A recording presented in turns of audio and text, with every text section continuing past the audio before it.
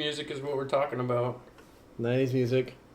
Which for me is going to be Pearl Jam. Ooh, well, you can't say it yet. This is the intro. Well, are we recording already? All right, well, thank you once again for listening to The Unbroken Ground. This is another conversation with Jim, the February edition, and as always, I got my friend Jim. Jim, how are you doing? I'm doing good. Life is going.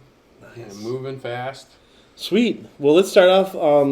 You're about to be doing something really cool. Why don't you tell us about what you're about to go do? Yeah, me and my youngest daughter, Hannah, are gonna go to the Dominican Republic with a team. Do some short-term mission stuff, which will be fun. Helping some school, meeting some Dominican Republic people, hanging out in their city. Doing all those fun things that you do on a short-term missions trip. If you haven't gone on a short-term missions trip, you got to do it. Yeah. Because agreed. I mean, that's kind of why I'm doing it with Hannah, because I do feel like it's a vital. Well, it helps you understand the Christian faith as a bigger thing than just your little tiny world, and it's good. Yeah. So, yeah, never been to the Dominican Republic. Travis has, so Travis is going with us. Those of you that have listened to the podcast before, I'm sure you've heard Travis.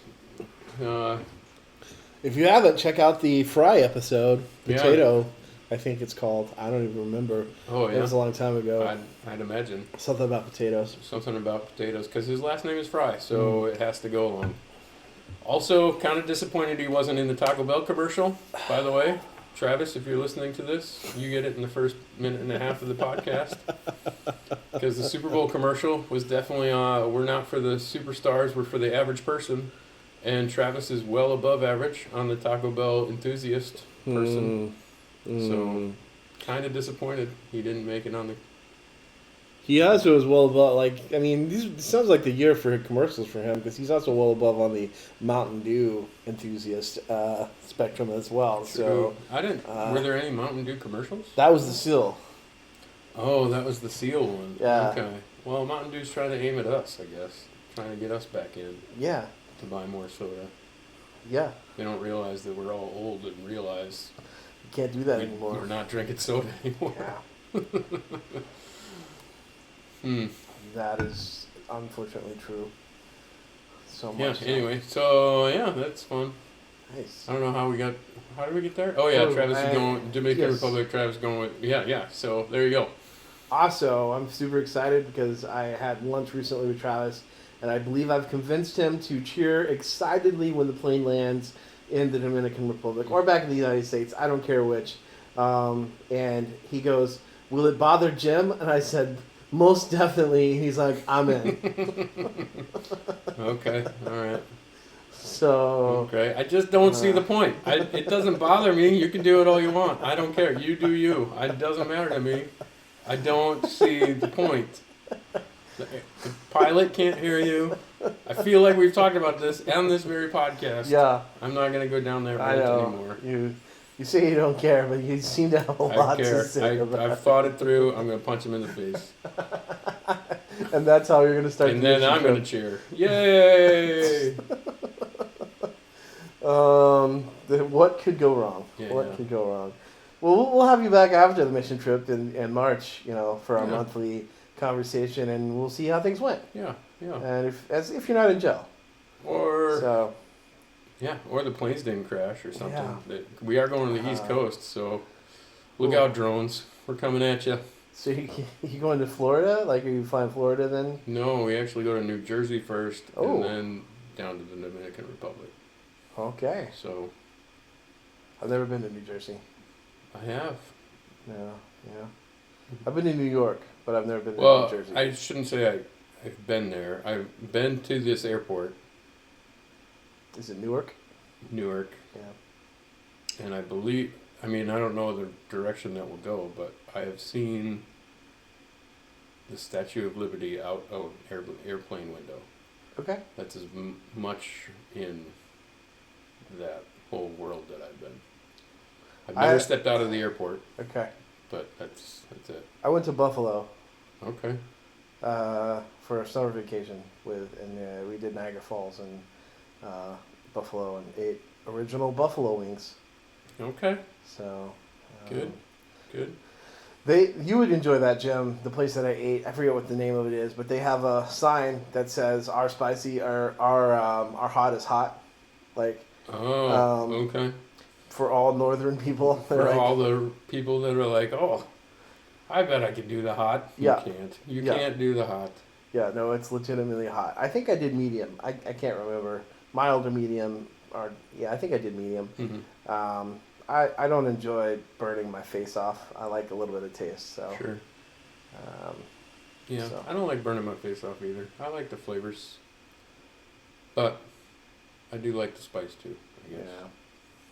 Other big news: Jacob left to Montana, so Okay. that's a big thing in my life because probably I mean, this is my son launching himself into being a man. So who knows when he'll be back and when we'll see him. Kind of weird deal. Weird feelings, big feelings in mom and dad's heads Hmm. today. So, and I don't know, just through it moving. Not sad, not whatever. Just kind of weird. Mhm. Yeah. I mean, it's what you're trying to do as a parent of raise responsible, godly kids, and we just did that. I mean, like, now we get to just pray for him. Yeah. So kind of a weird deal. And then on the same day, just to make it harder on mom, on the same day he leaves, Rebecca starts looking at an apartment. So yeah, that's fun. Kids are growing up. Lots of changes going on in the Klingbeil house, so that's kind of cool. Yeah. So anyway, Yeah. No, not to get super serious really fast, but yeah, that's how it goes, I guess. Some days. Yeah. Yeah. I wonder, because I don't think I ever. Well, my life was always a meandering journey anyway, but I don't think I ever once ever was like, I wonder how my parents feel about this. Like that was never, that was Yeah. never a thought. Yeah. Not in like I don't like my parents, just in like I think that until I got married, I really do think that until I got married, I didn't understand what it meant, what it truly meant to be selfish, like, because I didn't understand that, like, I was just making decisions, I was just, I'm gonna go do this, I'm gonna move, I went to college about 2.5 hours away from my hometown, which is not Montana by any stretch of the imagination, but Right. I mean, it was like a definite separating. I'm not going to see you every weekend, and the longer I was there, the less I came back. But when I first went, I definitely was like, oh, the first weekend, yeah, I'm going home. Yeah, it's 2.5 hours. Yeah, I don't know how to get out of the town I'm in. Oh, and that was before Google Maps, and so you just drove around till you saw something, and you're like, let's get out of here. So that looks like the right highway. Yeah. Yeah. So yeah. Yeah, I think. Not that I'm saying Jacob is selfish. I'm just saying that, like, I don't think I ever understand thought. what you're saying. I think I would agree. I think marriage shows you a new level of how deep your selfishness goes. I would agree. I think I don't believe it was well into my adulthood that I started thinking about what my parents thought about things. I mean, I was in rebellion a little bit in my high school years, so and such, and so. I mean, that they cared about. I knew because they voiced those things, but Mine was a little hard to argue with, though, because I was on a mission from God. So, like, I'd already said. yeah, I was on the opposite mission. So my parents were clear about those kind of things. But even after rebellion kind of stopped and whatever, life just, I mean, it's my life. I'm making decisions. And so I don't know. Yeah. I don't know. And Ember's family is just, and yeah, I think maybe having the wives that we have and having their family histories be their family histories allows us to have a little different. Be Yeah. like, oh yeah, not all families Right. don't communicate. Like, not that we don't communicate. We just, I mean, yeah, It's I not the don't same call my level. parents on a weekly basis. That's not Yeah. how I live. Yeah. Uh, I try to call once a week for at least a couple of minutes, but yeah, Callie texts and emails daily, both oh, for parents. Okay. Wow. More, she texts her mom more because her dad doesn't have a smartphone or doesn't use it like a smartphone. If he does have, I think he still has a flip phone, Okay. but he emails, and so I'd say daily, she probably emails them little updates or whatever, and yeah, sometimes I think I put stuff on Facebook that my mom's like, oh, that's cool. So Yeah. I'm not much on Facebook anymore, so I'm getting bad at that too. So Right. I did post it on Facebook because I figured people would want to know that he left, so I did post the Jacob on Facebook. I forgot this super interesting factoid. Okay. Our first ever podcast of you and me together happened 5 years ago yesterday. What? Yeah. Wow. 5 years Is that ago. right? Yesterday. No, 2 years ago yesterday. Sorry, 2 years ago. I was gonna say 5 years ago. The That's a long other time. thing was 5 years ago. The thing, I was looking at the Facebook memories and I was like, "You have a memory with Jim," and I was like, "Oh." And that was 5 years ago. 2 years ago. Two Oh, years ago, 2 years we ago. did the first ever joint podcast. Okay. So, sorry, Wow. we started talking about Facebook, and it just jogged my memory of like, No, I'm with you. Really? I do not go on Facebook. That was the first post, other than my woodworking stuff, because yeah, I don't know. Woodworking stuff is a different. Like all I do is go on there and post. I don't even look at Facebook anymore. I don't either. So sorry, all you people that are communicating through Facebook, Jared. I post a lot of stuff on Facebook. I mean, I post my blog and this. Hmm. So if people, I hope people look at the stuff, but maybe they don't. I don't know. Yeah. But yeah, so I don't know. Maybe I share that. Do I share this? You Facebook people, let me know because I'll never see it. I usually tag you, and then you're like, "Oh, look at this." So I think Yeah, that's how I think it that's goes. because Facebook and Instagram and Messenger are all so intertwined that I Yeah. feel like somehow it lets me know because I am on Instagram. Yeah. I mean, not a bunch, but Yeah, no, I've kind of gotten off both those. I'm now a Blue Sky person, so Okay. I'm fully indoctrinated into the left. So okay, because Appreciate it that. matters what social media you use currently. yeah. So yeah, so we'll have to hear an update on the mission trip and then how Jacob's doing. Like if you do hear back, then and you're about to end your sabbatical. That we talked about that last month. I think.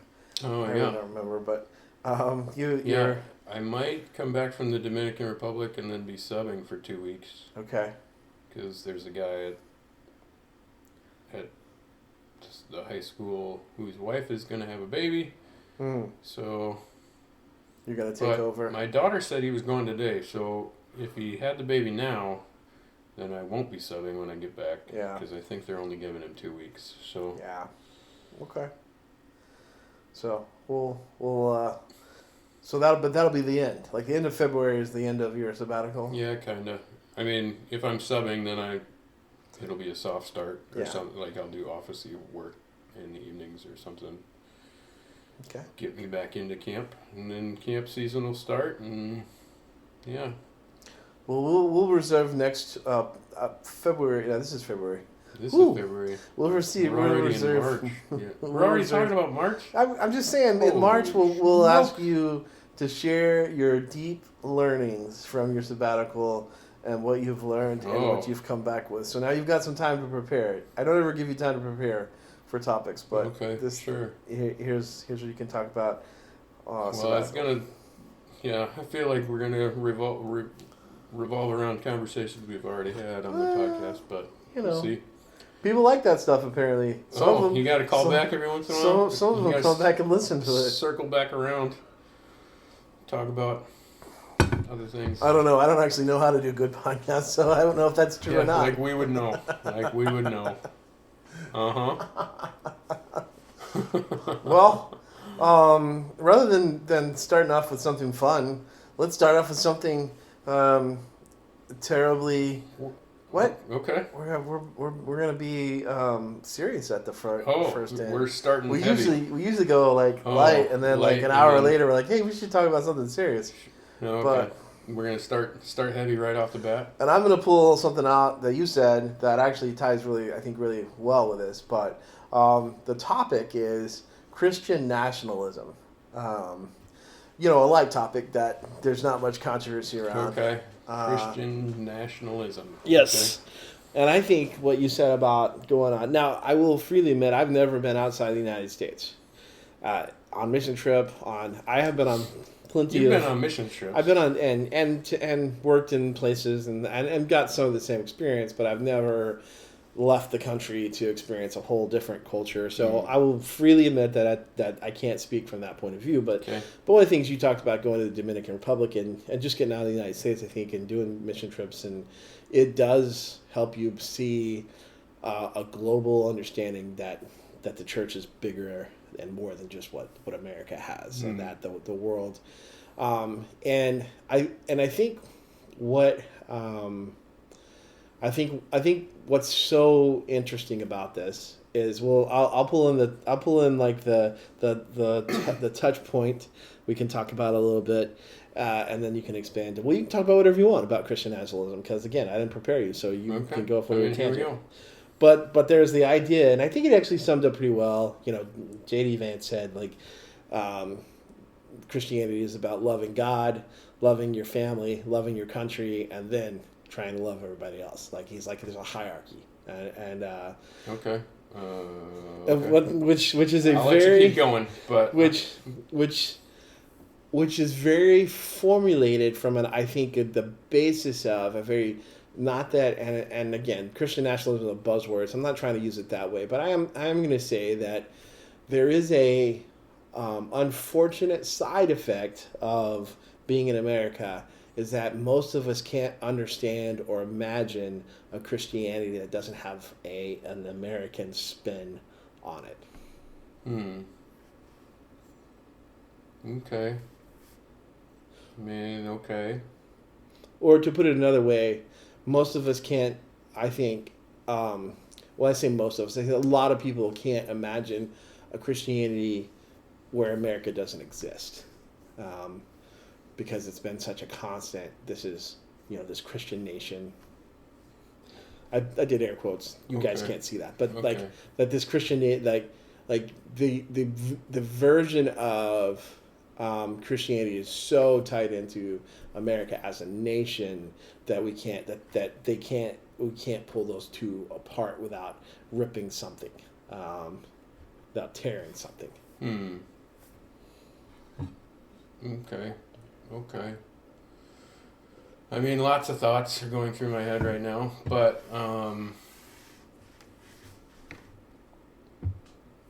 I guess the first question I had, how central to your faith in Christ is the idea of freedom?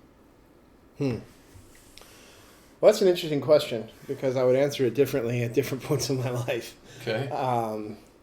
I think that.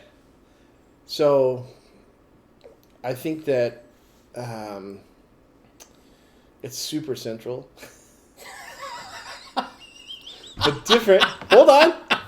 It's super central. It's super central, but I think that it's in the sense of that.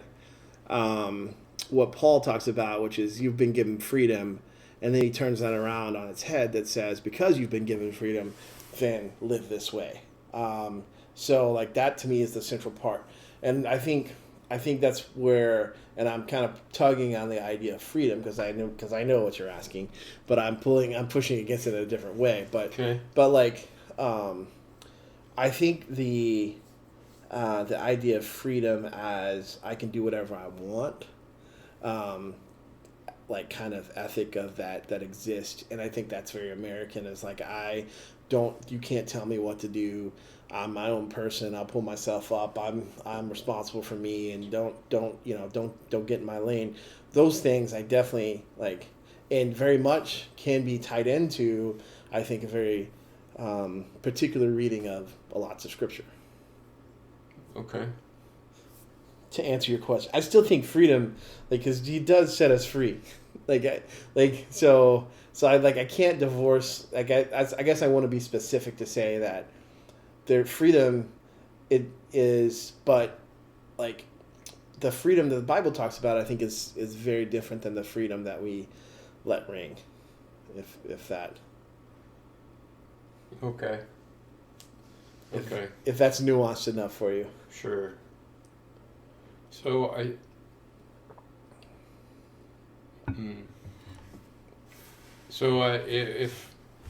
if freedom, so the freedom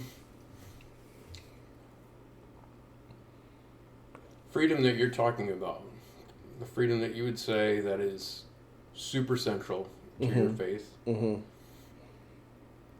is the freedom that comes in those verses that, I mean, yeah, like Paul would talk a lot about that that former life. Is that's the freedom? Right. The freedom from the former life. Right. The freedom from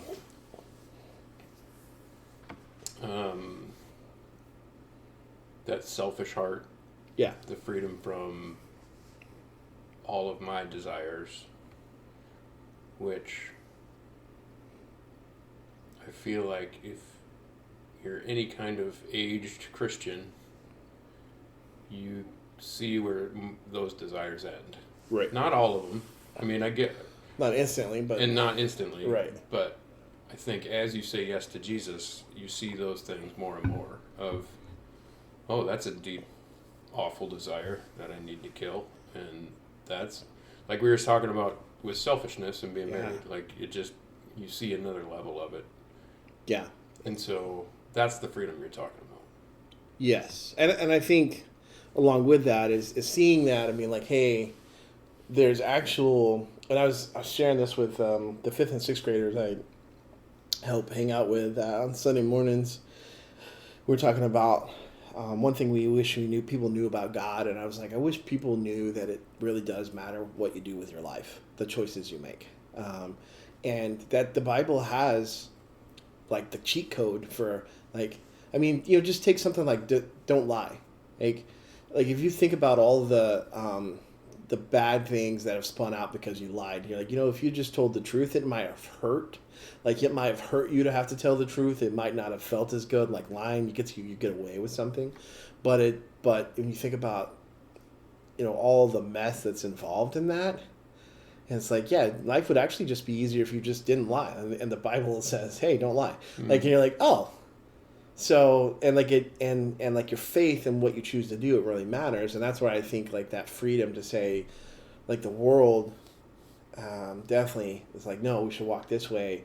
And faith says, well, that's what culture says, but what maybe there's a different way. And I think that's kind of the freedom that I'm like, yeah, that's like the central part of being free.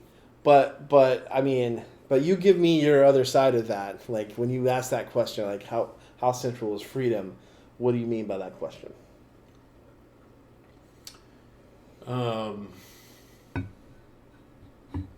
Maybe not the other side, but just your side. Right. I guess I asked the question, or I start with that question because I feel like if we're going to talk about Christian nationalism, and I don't really actually know how to define that. Maybe we should define that somehow, and then that'll help us. But anyway, I mean, I have a general idea. I don't know how to clearly identify it with words right now. But yeah, but in an American Christian nationalism, it's going to be centered around freedom.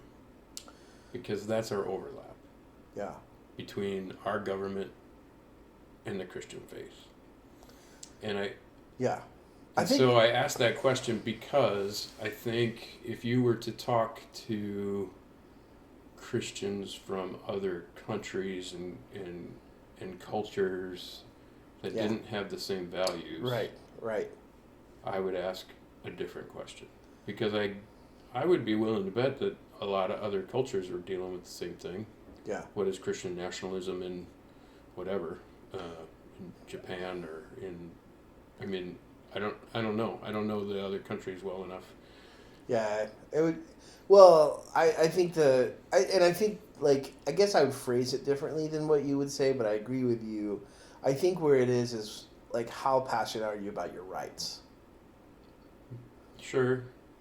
Like as far as your freedom, like I'm free to, do X, Y, and Z. Like because like that's my right. It's a God given, and I think a lot of like things that we proclaim are God given are actually just constitutional things that's man put in there. Like because I think there's a lot of things that we declare are our rights, but you don't actually find that in Scripture.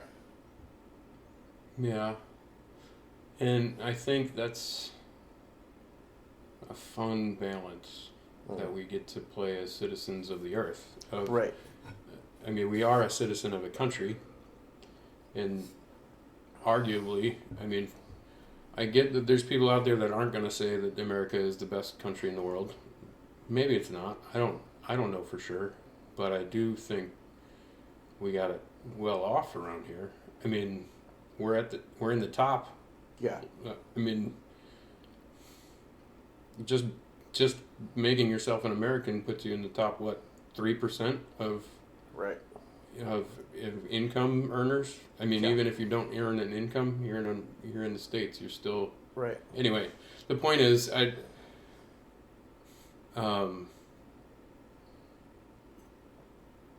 every culture is going to influence our faith. Yeah. Because it's the world that we know and it's the world we see. Yes. And so, yeah, America's got freedom as its central ideology, maybe. And I think it's interesting to. Okay, I just had a thought. It's interesting to think about having. It's interesting to think about how people respond to different ways to protect that freedom. In our country right now, we've got left and right. And they're both trying to protect freedoms in different ways. And they both look at the other side and say, you're killing our freedoms. Right. And so I think it's interesting to watch man try and protect something that they're enslaved to. Because it's the very, I mean, right. If you really look at it, it's the very thing that Jesus is doing in our hearts. I mean, and I don't know. I don't know where I was. It's just interesting to think about, I guess. To see culture go to a point of everything coming from that side is wrong. Mm-hmm. And that statement is just wrong in itself. It's just interesting to see how far that goes. And I don't know. Part of me says that's politics. I mean, politics is supposed to bounce back and forth like that. That's kind of one of the geniuses of the American kind of I don't know, experiment, I guess, is maybe a popular phrase that's been used, of just trying to yeah. Do you think so? Speaking on like, so the statement, everything the other side believes is wrong, is a fairly simplistic statement, Yeah. lacking in nuance, lacking in truth, both, no Mhm. matter which side you're telling it from. But I think that we, like, one of the side effects of the world becoming so advanced and frankly complicated is that we hunger for simplicity, and we gravitate towards people who can, even if it's not true, can provide us with simple, easy, like, here's, and how do you belong in a group? Like, how do you belong in a tribe, right? You're like, here's how you belong. Here's the things. You believe this, you believe A, B, and C, and you get to be in. And you make fun of or you hate all of the people who believe D, E, and F. And like, I take it back, because I don't think I don't think our world is any more complex, because I think people have in all histories of the world, like throughout time, I think that has just been the way that people are. Like, they just I don't want to have to think. Like, you and I are cursed, we know that, with, like, we like to ask questions and then think about them. There are people who don't want to think about the questions, who are just like, tell me the answer. And whether or not that answer is right, as long as you're telling it to me and I don't have to think about it, I'm in. Like, and that doesn't make them like foolish or dumb. I'm not saying like they can't think about the question.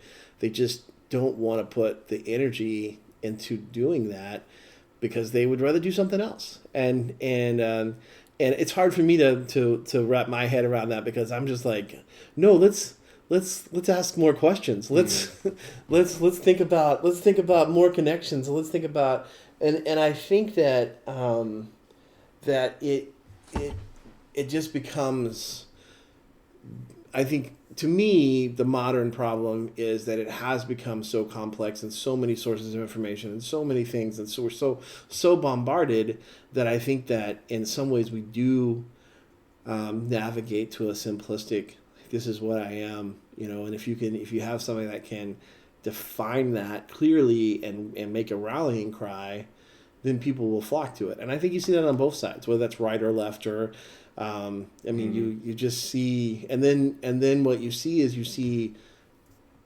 separation, because you can't have simplistic and have nuance, and so the nuance gets dropped, because you're like, well, I can't. Those people are wrong, so I can't be with those people. I can't talk with those people, and we can't have a conversation because they just don't get it. And both sides will say that, and I think so. I think, like, something like Christian nationalism is hard to define, because it's incredibly nuanced, and it's hard to talk about it. But here's your definition. Oh, okay, we got one. Like, Christian, well, this is Wikipedia, so whoever came up with this. Oh, good. All right. Christian nationalism is a form of religious nationalism that focuses on promoting the Christian views of its followers in order to achieve prominence or dominance in political and social life. Okay. Well, the definition is something you can't argue with. I guess you can. Like, you have freedom. This is America, man. You can Okay, argue with the definition. would that not be the goal of every Christian? I mean, and I think this is where maybe the conversation of separation of church and state in our government kind of falls apart, because I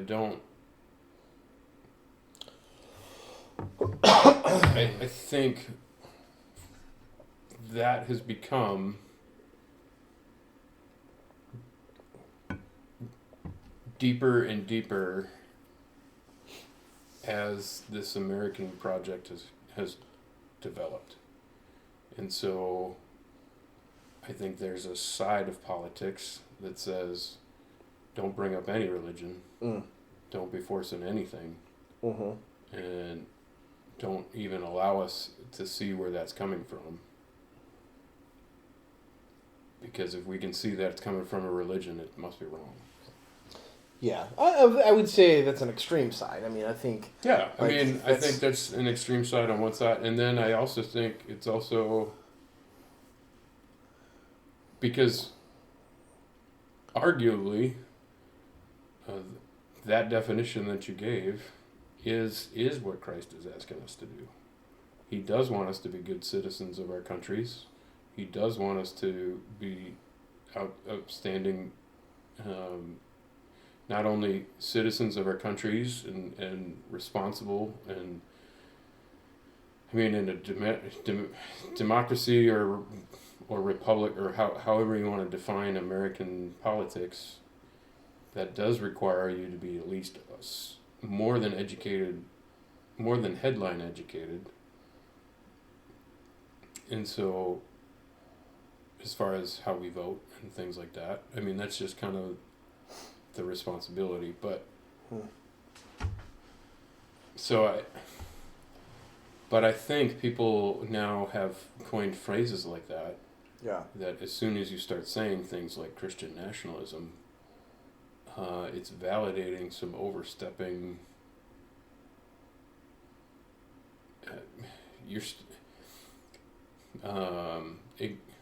It seems to be giving permission for people, or to people that put government above their faith. And I don't mean that like, well, that's not a judgment on their personal faith. That's a judgment on how people choose to live their lives. I think some people keep religion as their way to get to heaven or achieve nirvana or deal with sin or deal with suffering, whatever hard thing is going on in your life, and whatever spiritual path you've landed on. I would bet that they connect somehow. Those hard things and how you've landed on what you've landed on. Yeah. And so there's just people out there that have landed on, okay, Jesus saves. He says he saves everybody. So I'm in on that. But I really have to deal with the government. Like, I really have to deal with, like, and yeah, again, not a personal judgment on people. It's just, like you were saying, some people don't want to think that hard about some stuff. And so the things that they do think hard about are more on the political side. Because I think we all have those things that we just want somebody to tell us to do. Yeah. I mean... Sure. We all have those things, right? Yeah.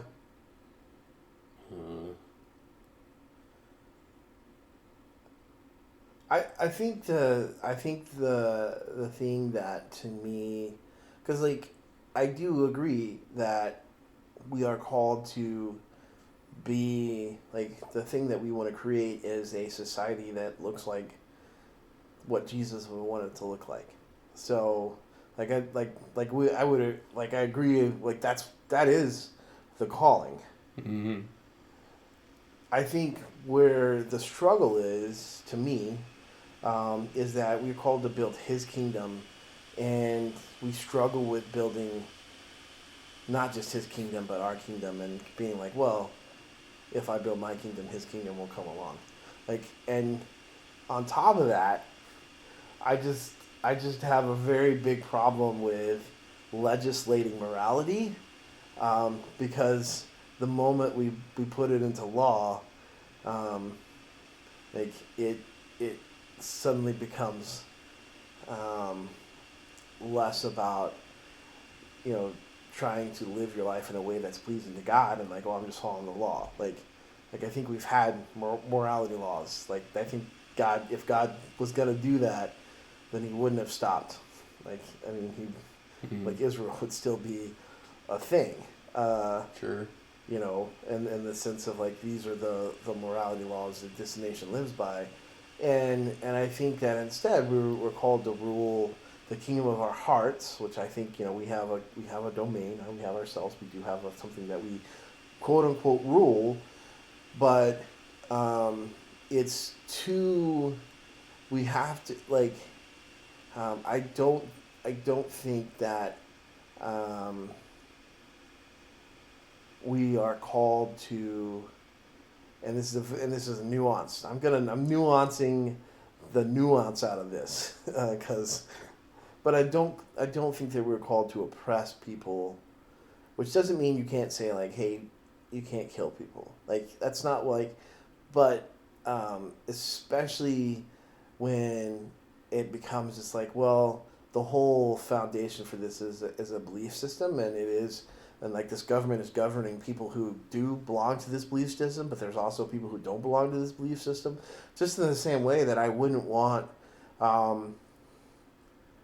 you know, I wouldn't want someone like a Muslim to come in and be like, hey, we're all gonna believe in Allah now, and you like, I'm gonna make my laws based on the Quran, and we're only, and this is because this is what Allah wants, and like I would have major problems with that. And so I respectfully, I guess, say that on the other side, like there's a point to where I think all Christian politicians should live in a certain way and strive for certain laws and certain things, but I don't know that it's a good idea to be like, hey, we're going to take over and make all the laws like what we think Christ would make laws.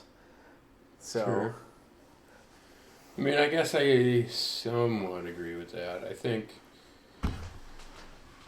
I mean, you start getting hard when you start talking about like abortion. Sure. It gets hard when you start talking about euthanasia. It gets hard when you start talking about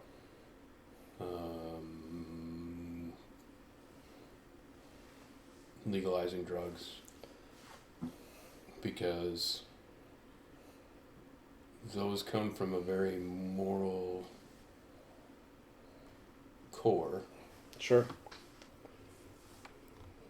and you're not trying to regulate morality. And I get that. I mean, but essentially that's what you're doing. And so I think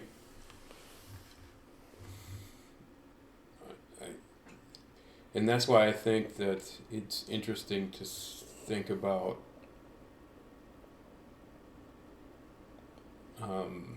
the difference between what the freedom that Christ calls us to and how the world interprets that freedom. Yeah. Because I would argue that if you have Christian politicians and leaders that are truly looking at those lists that throughout the Bible of what a leader is, whether you look at Nehemiah in the Old Testament or because that's a classic leadership book, right? Moses. Yeah. Moses. Yep. All the way through, I don't know, Paul's writings of what an elder should be, or what an overseer should be, or what a deacon should be. If you read through those lists, or if you study those people,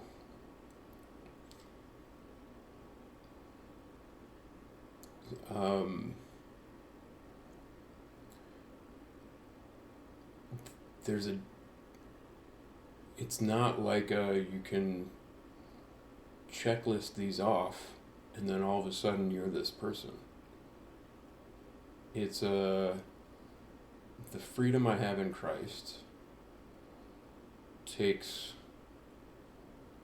all of the ways that I fail and takes all of those selfish and prideful and all of those negative thoughts and ideas that are in me.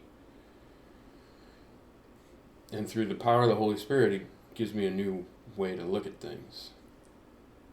And so through that new way of looking at things, I'm going to honor Him by living out the fruit of the Spirit, by living out all of the things that everyone would agree is how we should live our lives. And so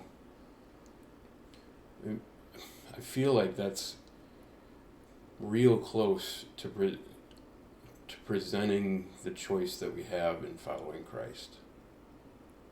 Is just that idea of, is it the stuff that you do that saves you? Or are you saved and you're just doing stuff because you understand the depths of where you came from? And you're just thankful and grateful that you're in this position and can serve. Well, I think to me, that's the crux of the issue. Like, even like talking about writing laws. Like, I mean, you could take a topic like abortion. Like, you can write all the abortion laws that you want. It still won't stop some person from getting an abortion. Like, will it make it harder? Will there be punishments? Right, but it doesn't actually change. To me, I feel like it's more systematic of saying, like, well, why does that person feel like they need to get this abortion? Like, and because why are they making that choice? And to me it's the same thing of, we have laws that say don't kill people, yet every day somebody kills somebody, and we've had that law for probably since we had a country. I don't actually know. That'd be an interesting thing when it don't kill people. It was, and it, like, but and to throw it back in there with like what we talked about as well. We were talking about this like this morning. I was driving on work today, and there was a guy. I looked over, and there was a guy like smoking a blunt. I could smell it. Like, it's just so strong. I was just like, wow, which you can do in Illinois now legally. Not behind the wheel, but that's okay. He was in the passenger seat, I should say. Okay. So like we were in, like, we were passing each other going the same direction. All right. Well, that doesn't affect the driver, so I'm sure. But it's all right. Keep going. But it's something I would never do. Okay. But it's not because it was illegal before. And it's not, and I'm not like, oh, I can do it now because it is legal. It's just something that, like, I don't feel like that's beneficial for me as a follower of Jesus to do, and to stay, and I want to stay away from that. So I do that for that reason, even if there wasn't a law, which now there's not in some places. And like if we went to Colorado, like, I wouldn't be like, hey, legal in Colorado, let's do this.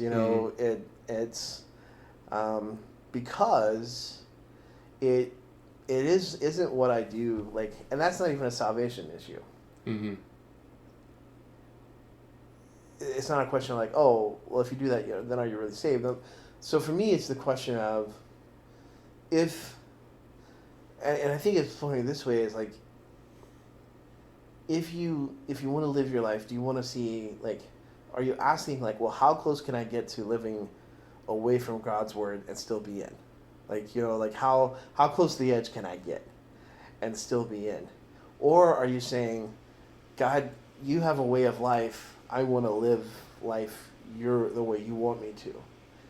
And I think where I would differ than what somebody else might, and again, I'm not trying to pretend like this isn't a hot button topic and that people are out there saying things, but I can definitely see where some people are like, well, if we know a way is right, let's just make it a law. Let's just make it, like, why isn't that law? Like, if we know it's right, like, this is the right way. So, like, for example, overturning, like, Roe v. Wade. Like, we know abortion is wrong, we get rid of that law.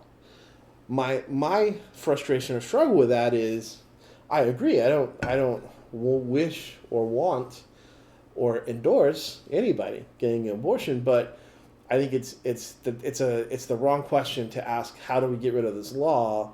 And it's a better question to say, how do we change people's hearts so that they wouldn't even consider that? In the same way that I wouldn't ever consider smoking marijuana, not because there's some law or not law against it, because my heart's just like, I don't want to do that. And I think that the thing that a lot of people who believe in Christian nationalism or trying to make America, this Christian nation, have lost is that you can't change people's hearts by making a law. People may obey because they don't want to get they don't want the penalty, but it won't necessarily change their hearts. And to me, that's the struggle of I don't have a good answer of how to be a good Christian politician. I guarantee, I would promise you, I don't know how best to do that, because I think that you've got to live out your faith in whatever you do, whether you're a politician or whether you're a camp guy or whether you're, working with data, whatever you are. Whatever I might be. I think you got to live out that, and so, but also I think it's hard because there's some things of Jesus that I'm just like, those don't work well when you hold a whole country to it. Love your enemies. If you held a country to your diplomacy was, hey, you just bombed my people, and you go, hey, that's all right. Let's make up. Let's not and I don't think that's what Jesus means by love your enemies. But I mean, but what does that mean? What does it mean to love your enemies as a nation? And so I think that's a really hard question. Would you ever go to war? That's a hard if you were trying to be always a Christian nation, and I'm not saying that the answer is no, you'd never go to war. I think it's an extremely difficult topic to talk about. I'd be on the no. Honestly, that was my first reaction to 9/11. But anyway, we should probably not go down that route. But anyway, you dang pacifist. I know, I get it. I'm such a hippie Christian guy. But I remember being in a room and being like, we're the most powerful country in the world. What if we did nothing? What if, and not to say we did nothing, but what if we didn't retaliate with a 40? What if we responded in a totally different way? Yeah, because how long have we been over there now? 24 years? Yeah. I'm not saying it's the wrong thing. I'm just saying that it would be a difficult, and I think it would be hard to convince people to be like, hey, right. As a Christian nation, we're called to this. We're called to be peacemakers. We're called to be peacekeepers. Right. And that's the response in the room that I got of well, we have to respond. Yeah. I mean, we had people die. Yeah. We had our innocent citizens. Right. And so we have to respond. Yeah. And so I get it. I understand. It's not like whatever. Not the point. I guess what I was thinking most when how I'm processing a lot of that is, I guess, two things. Our natural, as human beings, our natural desire to have laws or checklists or good versus bad that I can weigh so I can know that I'm a good person. And I think as a human, we all have those things. And we all have a natural tendency to draw towards, well, this is Christianity, and these are the boundaries, and anything outside that is not right. And I think when we start talking about Christian nationalism in any sense of the word, what you're now doing is you're blending your culture and its boundaries with the boundaries that you've set up in your Christian faith. Yeah. and I think that can get really confusing. Well, I think the dangerous thing would be, and this is kind of where I land, is that the dangerous thing would be is like, if you can't imagine faith lived out without the American culture as part of it, then that's can't be all that faith is, because all across the world right now people are living out a faith that looks very different culturally. Mm-hmm. And they have their own things. Like, this isn't like American culture is bad, other cultures are better. Although there may be another culture out there that is better.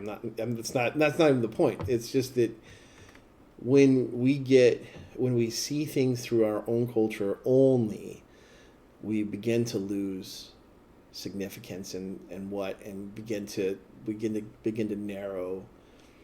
And when we begin to narrow, I think we miss a lot. And one of the things, like our discipleship pastor at the church this Sunday was doing communion, and he was talking about like the whole language that Jesus uses in the covenant. Like he talks about, in his culture, that whole thing where you would come, the bridegroom would go to the bride and with his father and say, here's this cup of wine, and if she accepts it, then he's like, I'm going to go back and prepare a place for you. I won't drink of this cup again until we have joined.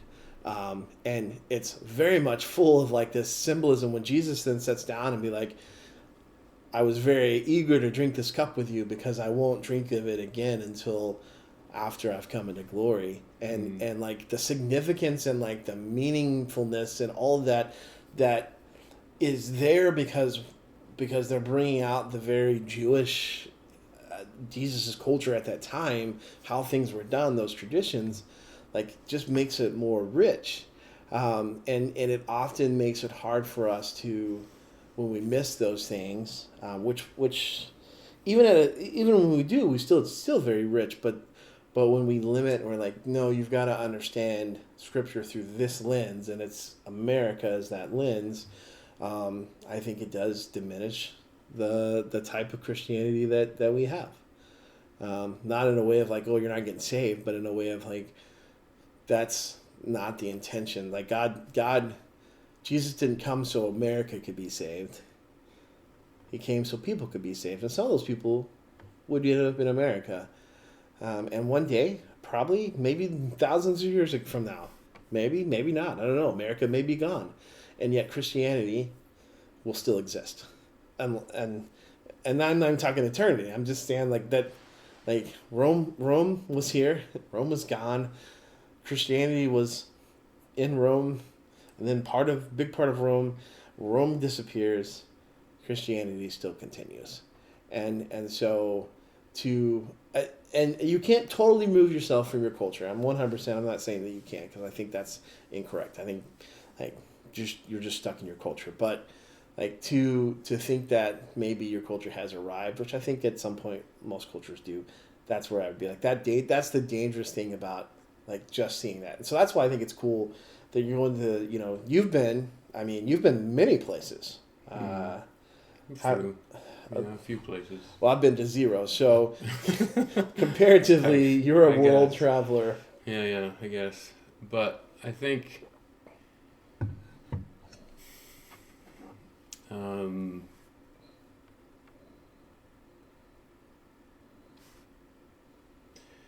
but I do think that there is a place. Like I said, I think because okay, so I'm thinking of Jesus saying things like, I did not come to eliminate the law. I came to fulfill it. And things like when Jesus says, I mean, to be honest, you guys, to get to heaven, you got to be better than these Pharisees at the law. And so I think it's that balance between understanding the definitions of things, because we don't have the law because God is some tyrant that wants us to live in some box. Right.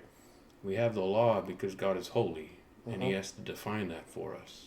And he has to say, look, all of those things are what's keeping you out of here. All of the things that you can't help but do, all of those things that make you unholy, not perfect, that's what's keeping you out of here. And through the beauty of the gospel, Christ stepping into that world and fulfilling that law for us,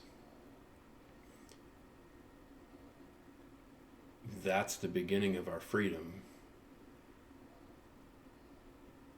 And because of that freedom, I can now live as the best citizen. And so now I have to balance the culture that I'm in, regardless of what that is, with my Christian faith. And so there are some really hard things that I have to make decisions about. If I'm here in America, I have to check myself and make sure that that freedom is not anarchy-style freedom, and I'm allowing somebody else to make the same choices that they need to make, because that's what God does for me, even when they're the wrong choices. Right. In India, I have to make choices of, do I really claim that there's one God? And if I claim that there's one God, do I say he's Jesus? Yeah. Because both of those statements are going to get you hurt. Yeah. The Hindus are not going to like that you only have one God, and the Muslims are not going to like that you have Jesus. Right. And both of those groups are bigger than Christians over there. Yeah. And so you have some very hard decisions to make. And it doesn't revolve around your freedom. It revolves around how you speak to people.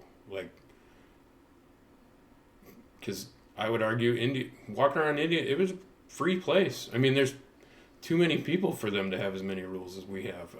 They just can't. There would be no way to regulate it like we do. Right. They have way too many people, and so so it just kind of rolls with whatever your community is and how you want to be in that community. And those ministries are stand-up ministries that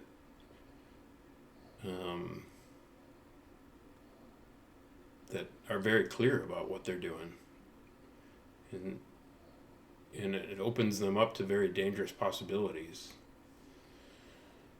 I mean, I've sat in sermons in India that from the pulpit they said, I know some of you aren't here because of Jesus. I know some of you are here to make sure I'm not saying anything against our government.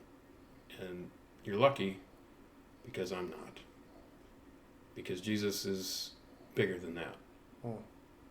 And so, I was paraphrasing that guy, but it was just a moment of every culture you have to make those hard decisions. Yeah. Every culture. Because in India, every day they get to deal with, do I hide that from people? Do I hide it just to have a normal life? Do I hide that? Do I not bring it up? Do I not tell this person that it's simple things. And Americans, we hide stuff all the time. I feel like that's what was emphasized to me in India, is when they say things like, no, I want to give you the right amount of money because I'm a Christian. That's stand up to them. That's opening themselves up to being charged more. Yeah. And they don't argue. They go, okay, I said I was a Christian. You're charging me extra. That's not fair. but here's your money. And But there's a very American part of you that's like, yeah, but then so that's what I'm saying. sorry, there's a very American part of me that'd be like, hold on. Yeah, we're a free country. Yeah. And that's what I'm saying is some Indians would draw the line there. You know, like that's what each individual like that's how you living out your faith have to, because some would stand on that. That's not fair. And our the city that we're in, is not going to support you. Right. But there are some towns and villages and cities that will not care if that business owner goes, I'm just going to beat you to a pulp now and leave you in the street. Right. Because you said you're a Christian. And so, I don't know. In America, that changes to we have to be, I mean, okay, so in America, I guess what I'm wrestling through is I watch American politics and I don't, whatever. It's not my salvation. So unfortunately, this conversation is not that important to me. I mean, but, I guess I would say that I see people that are putting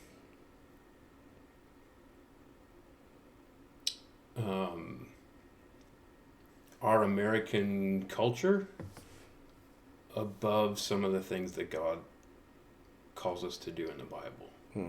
Because if I read through the Old Testament and I really understand how God wanted Christians to treat unbelievers, and people that were from the outside trying to come in, and if I read through the New Testament and I see how Christians were supposed to invite Gentiles and Jews to be together, and for them, then I don't understand the whole God first, family second, country. Like, there's no hierarchy. That's not how God is way more complex than giving you some kind of simple hierarchy. Right. And he wants you to live more complex. If you want to talk about responsibilities and financial stuff, then sure, that's easy to break down systematically and percentage wise and financially. Like, I'm not saying that you can't just like you can have a job and then give all your money away and expect God to. There's specific things that you can get into, but as far as your personal life, I think that's when it starts getting super complex. Right. And arguably that's what I've been trying to figure out in my sabbatical. It's that question that we're always asking ourselves about what's my calling and what am I supposed to be doing and what's my next step and where am I going. That's the beauty of the Christian faith is Jesus steps in and sets us free, and he wants us to live that individual life that he's called us to the best of our abilities. Yeah. And he doesn't say, now that you've said yes to me, welcome to the robot. Right. That's not, he doesn't want us to all look the same. He doesn't all want us to act the same. And so I think that's, I don't know, that while I can't disagree, while I can't say that Christian nationalism, that definition that you read is a terrible thing, while I would say reading the definition, we all should be there. Right. That if you say to somebody, we should all be Christian nationalists, that means something totally different than what that definition said. I think in our heads, in our political climate, I mean, maybe it's just here in America. I don't know. Maybe it's in other countries. I don't live there. I only visit weeks at a time, so I don't know. But I think the complexities of those words together, the complexities of what you're taking the very complex Christian faith with the very complex of what does a good citizen look like, and you're saying, yeah, do those. Yeah, okay, that's great. You're either telling me nothing or you're telling me too much, because you can't boil very complex things like that down to some simple phrase and have everybody be on the same page. I think where I guess, and I'll pick at this a little bit. You can maybe further flesh out what you mean, but I think when you say let's all go be Christian nationalists, I think the thing that sticks into me, that makes me go, hold on, is the idea that we are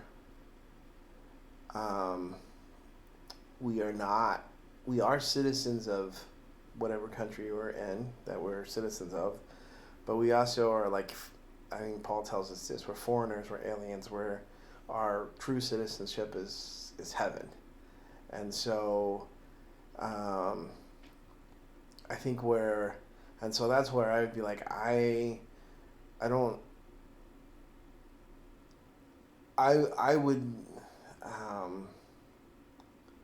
would very much be in support of people who are like, hey, we're trying to make government and life and culture to look as much like Jesus is, but that's very different than saying we're making this a Christian nation. And I think that's the nuance to me, because I think that at the end of the day, what I think I lean on is that if America fades away, today, tomorrow, 1,000 years, 2,000, 20,000, whatever, God's calling and God's truth will still stand. And sometimes, and I feel like I feel like Christian nationalism fades too much into the, no, America is God's representation, or if America's not here, then what do we believe about God? Because this is the thing, and that's where I would be hesitant to say let's all go be Christian nationalists, because I would say actually let's all go be citizens of heaven who are visiting as foreigners here in this culture, and what does that look like, and nuance that, and I would nuance on that. So but I don't want to. I'll give you the last word, and then we'll talk about something fun. I get the last word, huh? You do. Because I don't know what you. Because I guess when I would give me a little bit deeper into you say let's all go be Christian nationalists. Like you're like. Yeah, and I guess if that's all you've heard, then you're not. I've communicated poorly, because I. Well, I wouldn't say it was all I heard, but there's a part that I was like, hold on. Yeah. Well, I mean, I get it. I just feel like. So. I feel like the world we live in has.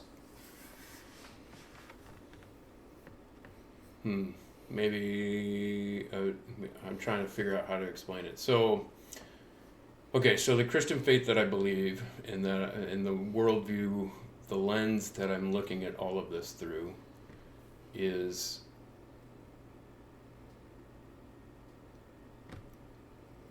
it's maybe best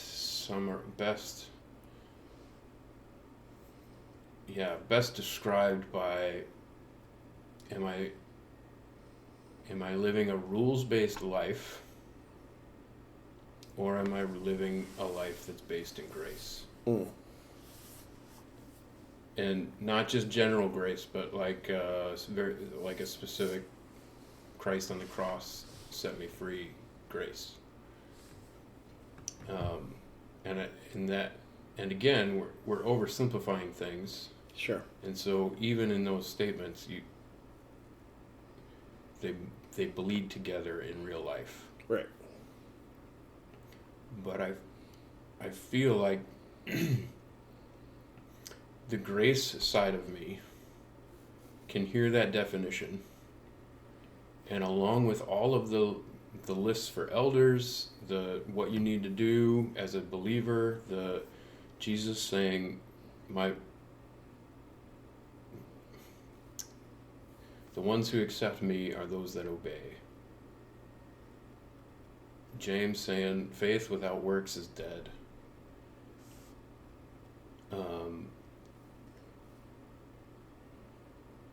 The Christian faith is not some mind game that gets you into heaven. The Christian faith is a call to movement in the real world. And so,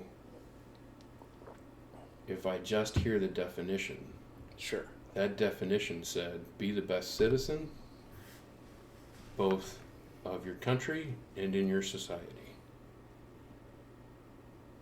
And that I can't disagree with.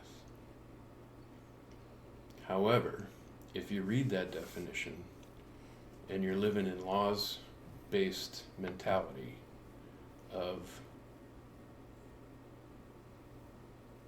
if you do this, this, and this, you're either in or out. Then I read that definition and it gets me to a very different place of, yeah, okay, let's Christianize our government. Right. Because that's two very different ways to read that very same definition. I think the words that you read in that definition don't mandate that the Christians take over their government. It just says, be the best citizen you possibly can be. Be the best in your circle of influence socially that you can be. And when we're out there in the world, that's all that stuff that there's no rules against. That's all that stuff that Paul says, Right. right? That we're free to do. Like, Right. he gives us those long lists of sins that we all look at and go, wow, I'm a terrible person because I do most of those. But then he instantly flips over to that. Think about not only, fruit of the Spirit, you can go to Romans, when Paul flips from, he's freed us from these things, and he's given you the ability to transform your mind and dwell on righteousness and justice, and those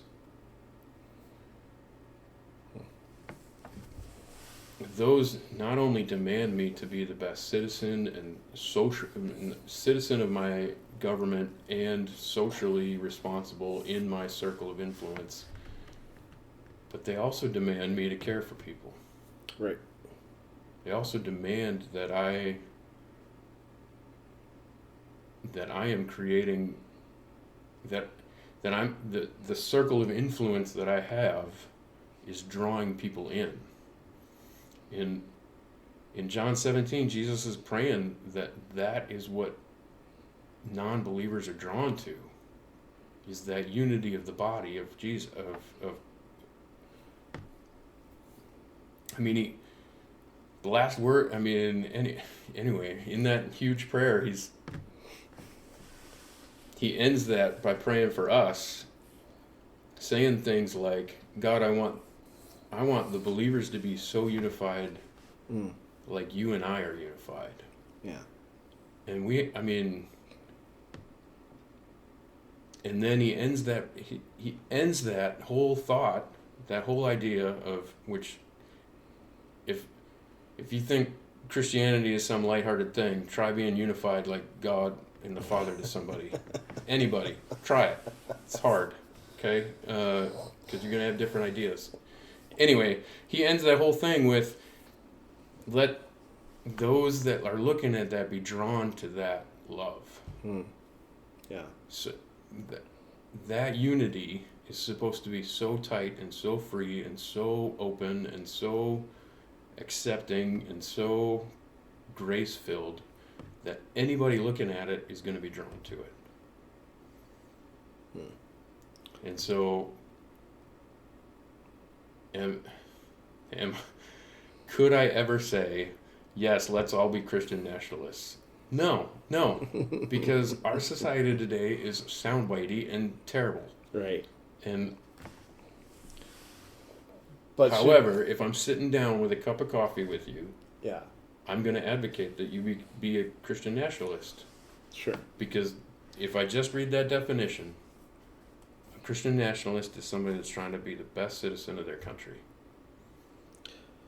Well, I think the definition would push it more into the Christian nationalist as somebody who's trying to control. Well, yeah, I think that's where the difference is. I know what you're is saying. that- I know what you're but- saying because I think once again it's the whole how do you interpret that definition? Yeah. Is it the rules based?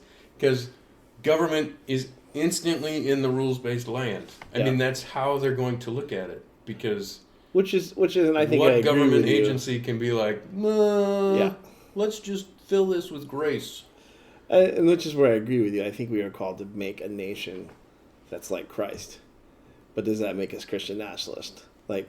And that's where I'd be like, And that's what I'm saying is nowadays, no, because as soon as Right. as soon as you put those two words together, right. it becomes some other thing, and it's not actually what that definition is. Right. It's people going nuts for some certain culture that they believe is right, some one world order thing that, I mean, they already rule us. Let's just keep it under the table. Wow. Are we doing conspiracy theories? We tried that out for a couple episodes. Oh man, that would be. Are we bringing that back? Maybe next week. Conspiracy Maybe next month. theories. which conspiracy theory do you want to? How many? So the other topic Is Bigfoot a conspiracy theory? Or is he just a myth? Well, the conspiracy theory would be that Bigfoot could be, but you'd have to believe that the government's been hiding him this whole time, Okay. or he does it. Like the conspiracy would be that he does exist, and there's people that are actively keeping his existence a secret. So, okay. But that's not really an argument, right? In No. Bigfoot land? So, Bigfoot is definitely more of a myth. Could you find somebody that would argue that? Probably so. Everywhere. Probably. I bet I could come up with a conspiracy. Right? Give me a minute and a half. Well, Give me two headlines, and I bet I maybe- can blend them together and come up with a conspiracy. maybe next month we'll do conspiracy theories since we covered Christian nationalism and solved all of that. I mean, Oh yeah. so Super clear now. Super clear. but I do think, in summation, I think we kind of land in the same place, that it's super important what we do, not because of the laws that we think that maybe, I mean, there's spiritual laws, and I think there are things that hey, this is how you should behave. But even Paul says, everything is permissible, but everything's beneficial. Can you do things? But should you do things? And maturing in Christ is learning the should you do things part, and that wisdom. And, Right. And I think we would agree that we are called to live in such a way that if our lives, thankfully they don't, that God does not ask us to do that, or hasn't so far, but if our lives were to intersect somehow with the government, if we were politicians, that we would be called to live in such a way to reflect Jesus. I don't have a worry about that at all. Neither one of us have enough money to even put up one sign that says vote for Yeah, I Clinton. can't even afford their signs that they give out for free. So, But I would agree that we would, if we found ourselves in that location, that we would want to live the best way that would honor Christ and that we would live in such a way Right. and vote in such a way and try to write laws in such a way that we would honor Christ as best Right. that we could. Right, and that's all I'm arguing is. Yeah. I mean, if you can, once again, abortion is a pretty easy one across the board of like you're killing babies. Yeah. And so if you can define that, if you can defend that through that mentality, like that's making government better. Yeah. However, if there's a politician that says something and they can never be wrong, that's silly. Right. That's putting whatever that politician side is above reality or truth or the gospel, because it's just silly. Like, Yeah. I don't know. All right, enough about politics. We buried the lead. I'm trying to think of a conspiracy. I just had this conversation with one of my daughters, and I was trying to remember what conspiracy we came up with that it sounded so good. It was so good. I'll have to talk to her Okay. and figure it out. Yeah. Write it down. I got to remember which daughter it was, and then I got to remember. I guarantee she doesn't remember what we're talking about either. But we were just making one up, and we got it solid. I mean, by the end, we were almost believing it. I think Probably because it's true. this is real. This is 100% real. If you just look at the evidence, you'd know it's true. Gotta be. Yeah, It's the only way that. that's this the fun only thing about explanation. conspiracy theories. You start wild, and then you just validate from there. I saw, and that's where I think, like I think I said earlier, like complexity, because things are so complex that we then start becoming suspicious of anything that's complex, like anything that's not just simple. Well, if it's not simple, it's probably made up. It's probably a conspiracy. Or if it's overly simple, we go, Yeah. that Yeah. sounds too simple. Yeah, or we don't. We're like, no, it's if it's true, it's simple. I don't know. Look, man, I think most conspiracy theories are rooted in it's got to be more complex than that. I don't know. I'd have to research because I think it might be the opposite. You I so? think that, like, You well- think our government shooting JFK is a simpler conspiracy than? well, it's complex. It's complex because all the things that went on with the shooting of JFK, like you have, like the three gunmen theory. You have the fact that, where you have all the things that, I mean, there's so many things that complicate the story. Like the simplest explanation would be, I forget what which time are you in here? What's simple is not like the simple thing is like there was a guy who was a little off and he shot a president. Like that's the simple explanation, right? Right, and then all the conspiracies say it's not that simple. Well, because there's all of these things that are complex that swirl around it. I mean, there has to be. And that's what I'm saying is like I Yeah. think that's where that's the beauty of When you're asked to believe just a simple thing but very, very, yeah. Well, I mean, it's just like, I think at any point in life, if you're asked to believe the simple thing, which is ironic because we're asking people to trust the simple gospel, but it's also ironic because there's a whole scientific principle that's like the most simple is probably the right, like, because Occam's razor basically says that the simplest explanation is the truest. sure. So like, and yet, yeah, like take 9/11, right? Like we talked about that briefly. Like all the people are like, oh well, jet fuel can't burn that hot. Like it's like no, That might have been what it was.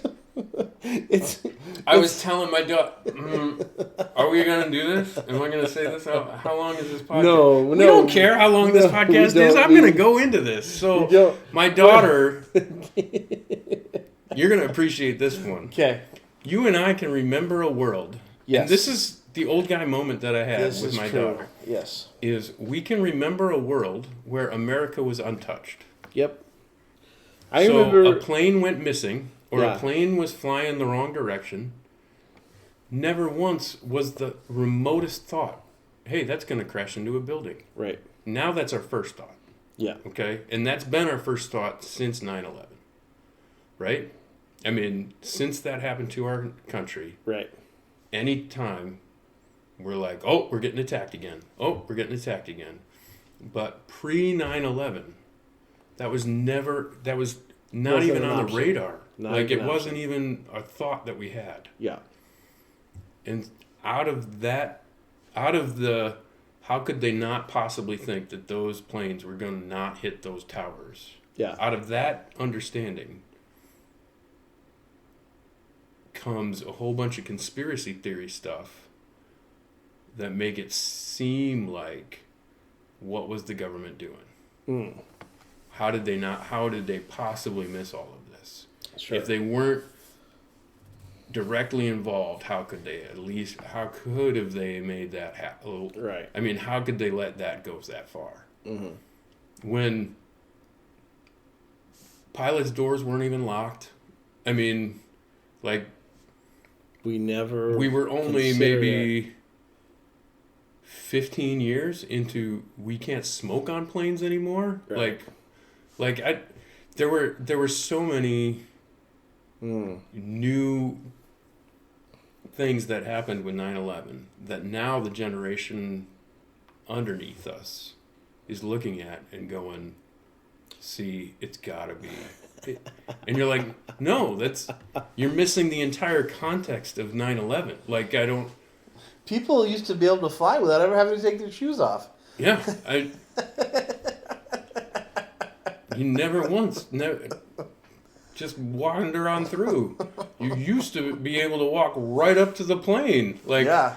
without showing it. Like, maybe one guy asked for hey, what are you supposed to be doing here? I'm picking somebody up. Oh, okay, I guess, go. You could go into the secure section. Yeah, and just because I'm just waiting, hang out. I'm just waiting for the, like, people have no concept of it, Right. and because they've lost that concept of, like, that's where our lives were, like, What we came from. then it's instantly a conspiracy theory of, and why did the towers go straight down? Why didn't they topple over like a tree?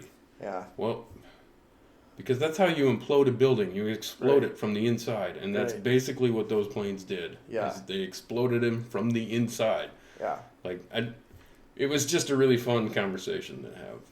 Anyway. But that yeah, I guess that's true. Like the simple, and so, which is why it's funny, because people are also like, well, if it's complex, then it's probably, something's going on. Like it's like both ways now. It's like Right. Yeah. If you say, oh, well, it's not that simple, then Right. people are like, oh, boy, here we go. Oh, Yeah. God. Okay. It's yeah. Okay.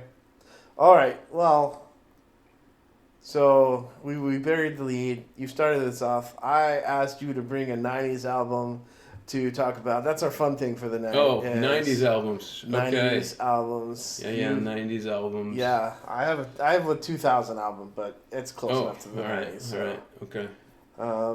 And it's just like one that you, like.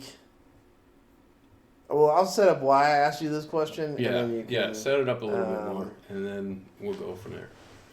So at work, my assistant manager was talking about. So, man, I feel like I used to be able to tell stories that were linear. Now I can't anymore. So, what had happened was, in my life, my Apple iPhone, the bottom port has stopped working.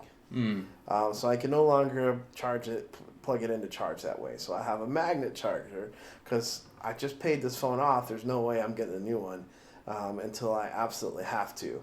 So now, but in my Chevy Cruze, I do not have Apple Play because it's old enough by 1 year to not have Apple Play, but it does understand what an iPod is. And so whenever I would hook my phone up in my car, it would be like, hey, you hooked up an iPod, and it would play music. Okay. Well, now I can't do that because my port doesn't work. It doesn't connect. You dig through your drawer and find your iPod. So I brought out my iPod. Well, it's not even mine. It's Callie's sister that she decided she didn't want anymore, and so I was like, yeah, I'll take it. So I have two. I have an iPod. I think it's a Shuffle, the one that had the screen and the, and then an iPod Nano, which is just a little square thing. And Okay. but the Shuffle, I was listening to it back, let's say, 2019, and that's the music that has stayed on there. Okay. And so it's reminded me of like having a CD collection and like having music that I bought, not just like Spotify'd it in or Pandora'd it in, but like True. actually had these and just I've just been listening to some old music, and so I mentioned that to my assistant manager, and she was like, "Oh, when I got my iPod Shuffle, this was the song," and it was some song I had never heard of, but it reminded me of another band, and I was like, I should listen to that band, and I realized the album I listened to came out in 2000. Okay. And that album was? So that album was the original Relient K album. Oh, wow. Okay. And as I listened Callie, to what's an album from your high school that you remember? Any album? Point of Grace. Point of Grace. I don't even know who that is. Oh my gosh. Oh my gosh. Circle of Friends? Circle of Friends? Yeah. Circle of Friends. Is that a Christian? Yeah, it's a Christian band. All girls. All girls. Oh. Point of Grace. I don't know those. How many CDs were Way in to- your way to car pull up. in high school? In my car? Yeah. I had one of those big black zipper things that Okay. had Oh, the little yeah. things, so I I had- would say probably like at least 50. I had Okay. 2 of those. Yeah. I had a bunch stolen out of my car once. Probably 50 or so, yeah. Which those are worth nothing. Can I tell you now. what I did not listen to in high school? Audio Adrenaline, DC Talk. What are some of those other? Do you know that there's like music that's not Christian? Out there? I don't listen to it. Oh, she did in high school. I did. know, Well, I know that she's like, well, naming I listened Christian to things country now. in high school. Because my sister, She listened to the Dixie Chicks. the Dixie Chicks. She had their album. Bare Naked Ladies. Oh, I did have Bare Naked Ladies. Yeah. Oh, who's Maroon 5? Moon 5. Okay. All right. That's not Christian. All right. I'll give it to you. Bare Naked Ladies is one of my favorite bands to follow on Spotify, because every now and then I'll get a concert recommendation and it'll be like Third Day and Bare Naked Ladies. Okay. It's like Weird. but they're just talking about the bands that are coming to town. Right. They're not together. Yeah. They're just 1 week they're- and then the yeah, next yeah, week. yeah. Yeah. But it's just like Why did I get a bill? I don't know. So Relient K, the original. Read your account number out loud. Somebody want to pay it for me? It's $56. No, Relient K, the original album. Relient K. Okay. And this is how 90s it is. Okay. Okay. The first song's title and lyrics are, well, some of it is like "Hello McFly," Okay. Back to the Future. which is Back to the Future. Mm-hmm. The second song is called "My Girlfriend," and the chorus to that song is "Marilyn Manson ate my girlfriend." Huh. Okay. Tell me the last time you thought about Marilyn Manson. Eating my girlfriend. Actually, I mean, I mean, you listen to him all the time. I know. not all the time. He's on. beautiful people. He is on the rotation. Um, I will say. This bill is from September of 2023. Should probably pay that. I just got it today. It's a year and a half old. Welcome to hospital billing. Yeah, is it hospital? It's my OSF. It's my doctor. Yeah, well, that's how they roll. Wow. I was just talking. Anyway, Okay, sorry. I just happened to look at the service date. I've I enjoy your introduction to our podcast. if there's anything I've learned about hospitals is they do doctoring really well, but administration, Not they're so terrible. much. Hey, that's for my hip. Can I turn that into Samaritan? You can. You'll have to explain it. Get an exception. Hey, I'm explaining it to you. That's not my department. Not my That's Paul's department. job anymore. Nope, it is not. Not at all. Reliant K. Reliant K. So continuing on. How many albums did they get to? So many. They did a lot of. Like albums? 6 of them. 6 or 7 of them. Huh. Okay. Their number 7 song is Charles in Charge. Okay. I loved that show. Wow. Okay. Would you like Charles in Charge of you? I don't think I've ever seen that show. I know it was a show. Yeah.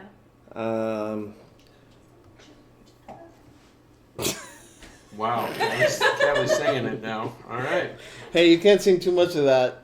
I'm not allowed to have licensed material on this podcast. They couldn't hear it anyway. All right, keep going.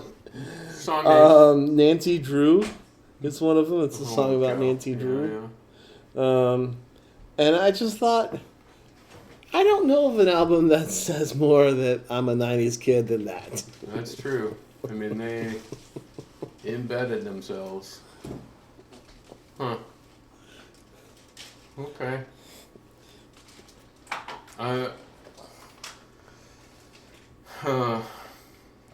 That's what's So, one of those I guess albums I that I was- think as I about was- every now and then. As I was thinking about it, as you were like, hey, we might talk about 90s music, I was thinking about two things. A, I'm terrible at album names, band names, song names. I am too. I don't know any of that. Yeah. I like the song, and then I'd have to be like, hey, who is this? I'm going to steal this CD from you.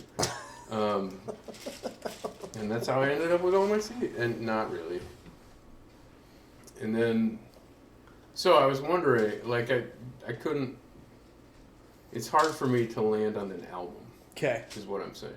Okay.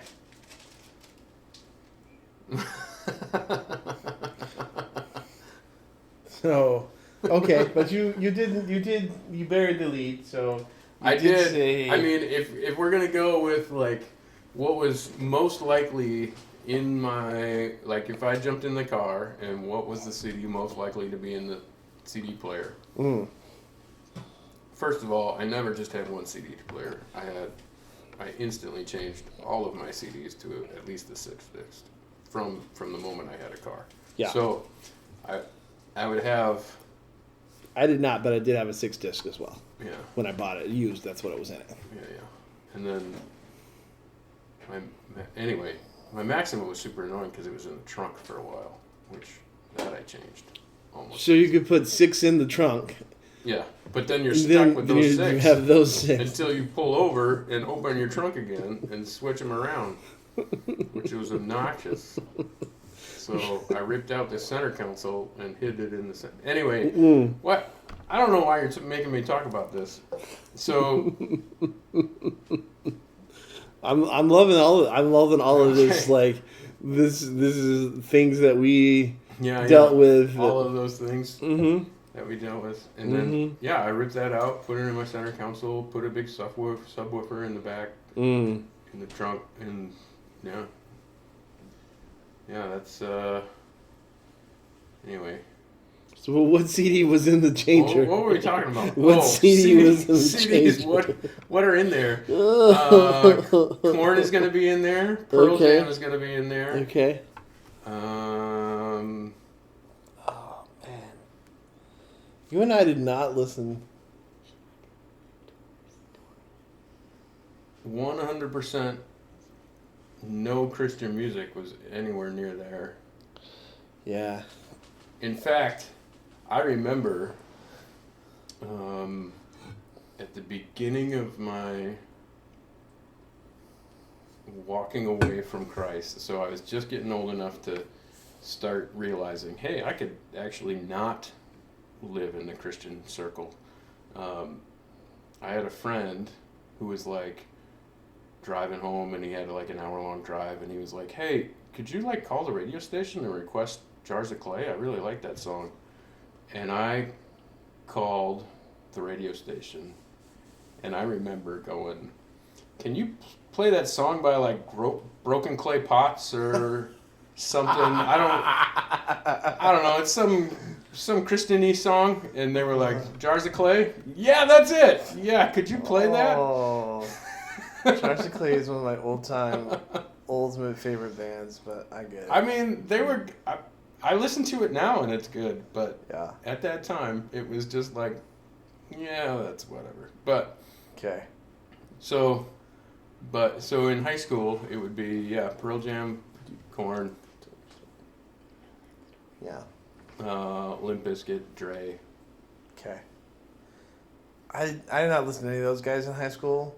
I'm sad because I like a lot of them. Like I like a lot of that music, so I'm sad I didn't listen to them. But Okay. I was in the South, and we were very much like if you were Jesus, if you love Jesus, then you baptized your music collection, Sure. and You so burned all those bad records. that I were didn't sitting Never around. owned them. I didn't own them, but there was a time that I purged and got rid of when I was in college. I definitely purged my CD collection of. Was like convicted that I had non-Christian music, so I Okay. got rid of the CDs. So Okay. wasn't a ton Yeah, because that was never me. well, I mean, mine welcome to- got stolen out of my car, so that got rid of a Yeah. whole bunch of them. I mean, Jesus was like telling you something. I think because Well, I got rid of a whole bunch of them, and then, I think soon after that I got engaged to my wife, and then we started coming back to Jesus, and yeah. then songs got digital, and there was just never a reason to own CDs ever again. So, Callie has a story. I'll let her tell it in a second. But it's not really about music so much. It is because it's not, but it's funny. Yeah. So the other thing I remember that I think people should be reminded of is I didn't in the truck I ended up with as I was graduating college did not have a CD player in it. It was my dad's. He's basically gave it to me, and so I had a Discman, and I had that whole thing. It had a tape Like player in that it. cassette You tape. could put the cassette Oh, I tape had that. Yeah. that was connected to the Mhm. headphone jack, like, Mhm. and then you had to have a good Discman that had a good anti-skip because you couldn't be bouncing your Discman in the car or it'd be skipping the songs that were playing. And I had one that would play. The Discman would play both CDs, and then you could make just these audio CDs that you just burn, with all the stuff that you definitely obtained and very legally. Definitely not. What was that called? Hamster? What was it called? Napster. Oh. Hamster. Hamster. Are you on The the? pirating. Are you on the Tic Tac? Well, the kids Yeah, doing I never these did that. days? I never actually stole music. Oh, I did. I I- definitely burned CDs from others who stole music. Like I'd copy the CDs because Oh, but I didn't do it. You sound like my kids So- at school. He did it first. I mean, they just happen to have Well, I just- music that I'm not sure how they obtained, but I also obtained it from them. yeah. Well, I was just saying like I don't think I ever used Napster Napster, okay, not hamster. Yeah. because or any of those, mainly because I don't think we didn't have a computer really in our house. I mean, my dad had one for work stuff, like his construction business stuff. But we never really got on it because then we'd be yelled at about. Yeah. Don't let those people find my whatever. And you're like, oh my gosh. I'm fairly certain that I downloaded some Christian music on Napster. It feels like that's a little, Okay, all right. little. Oh man, I hope you asked. Yeah, for no, I forgiveness for never. that. I don't think. Not yet. I'm I gonna don't do think I that ever before I did die, that. though. I think I pretty much always had decent jobs, so I didn't mind buying CDs. Yeah.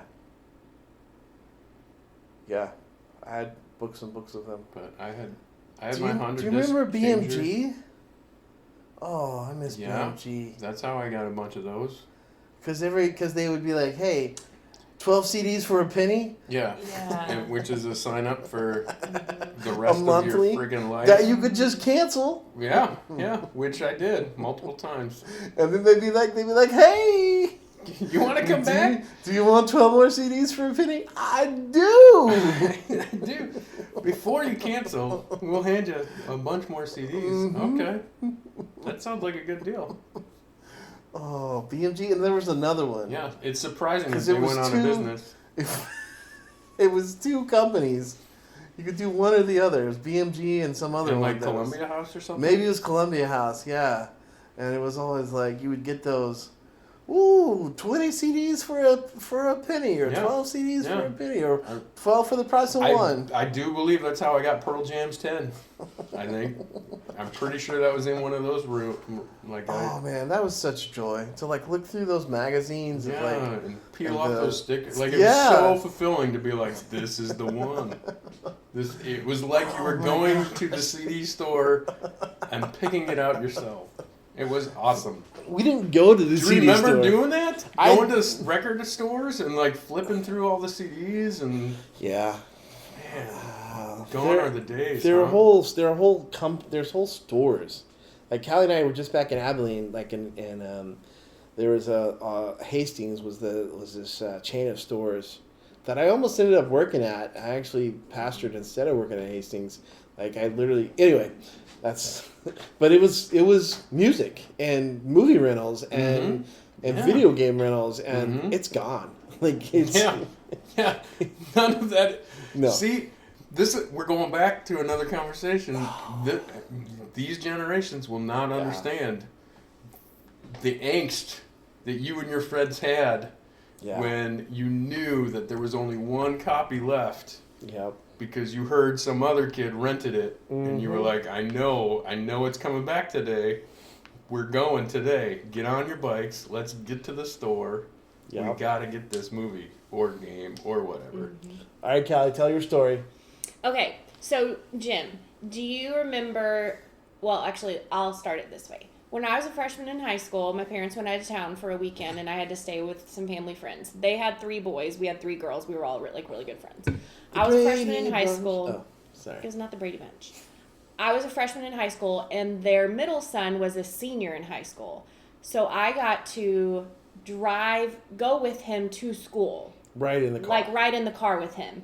And as a freshman girl, you're like, oh my gosh, this is like the coolest thing ever, because I get to go in through the back parking lot door, like rather than being dropped off at the front by your parents.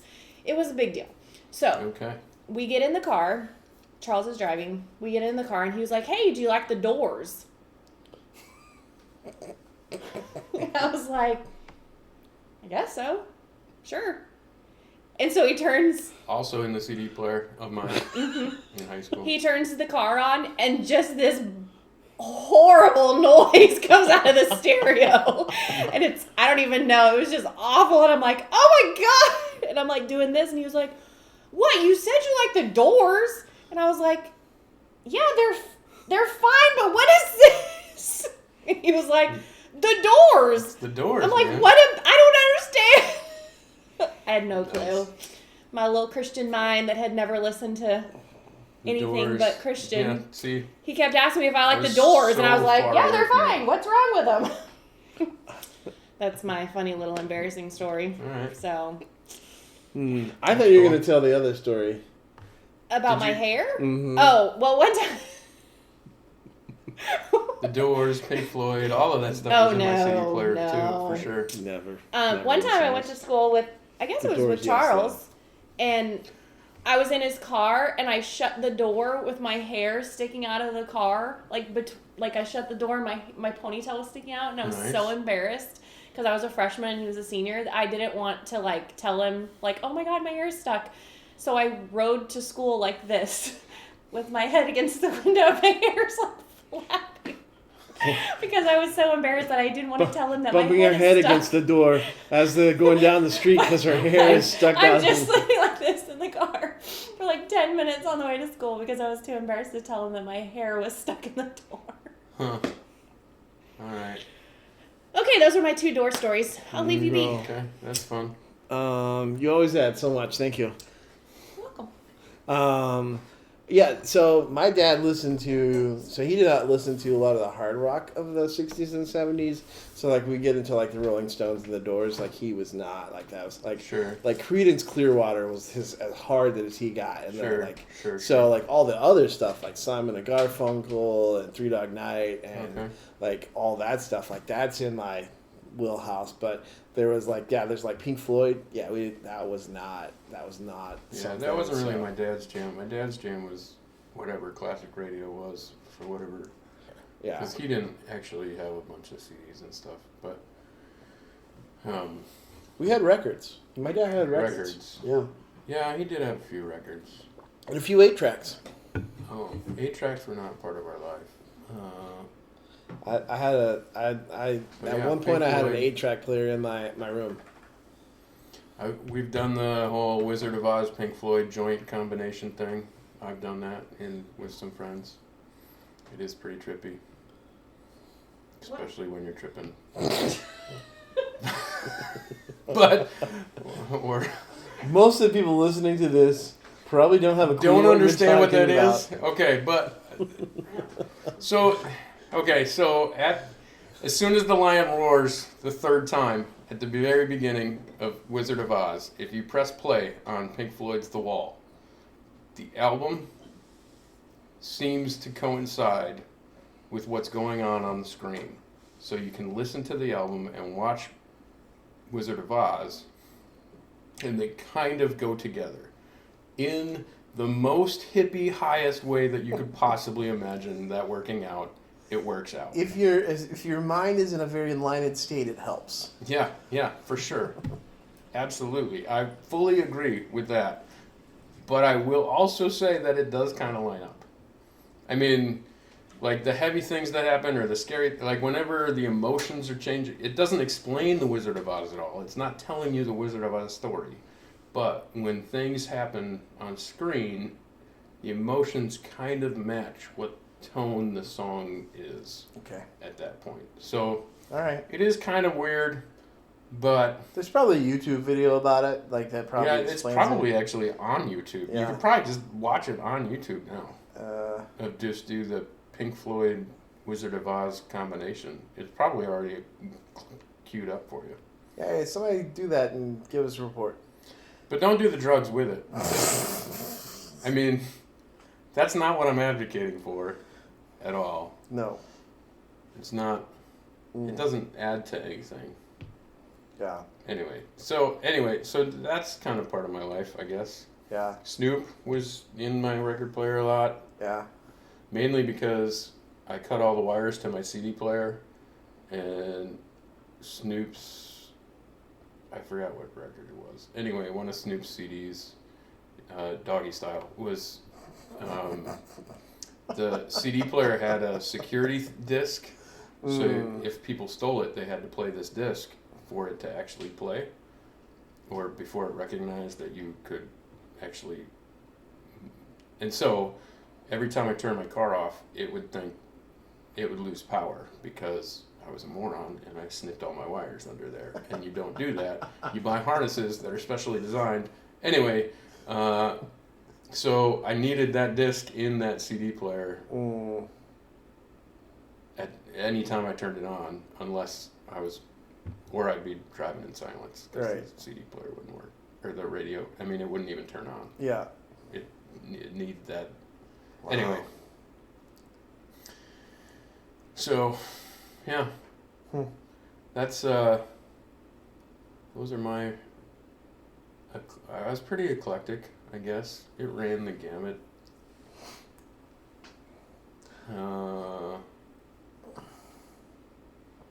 Yeah.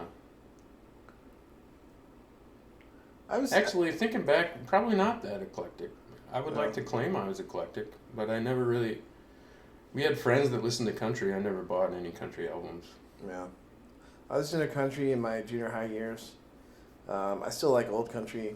I still like some 90s country, but I've since stopped listening.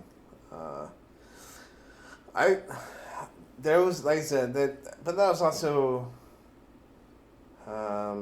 like probably from junior year on, the only thing I was like, Christian's the only thing you can listen to. Like, it was just understood. Like, that was just the way. So I didn't actually start getting to some of the, like, the good 90s bands until, like, I was in college. So, like, or out of college. And then I was like, oh, I actually like these guys. Like, I actually, but I was just so much, like, Stone Temple Pilots. I still listen to a ton of them, but I was like, oh, those guys are terrible sinner type people, because the people who listened to it had it, like, it was a certain... I remember being at a youth group event, and I don't remember who was asking me what, but did Stone Temple Pilots and REM get along, or were they?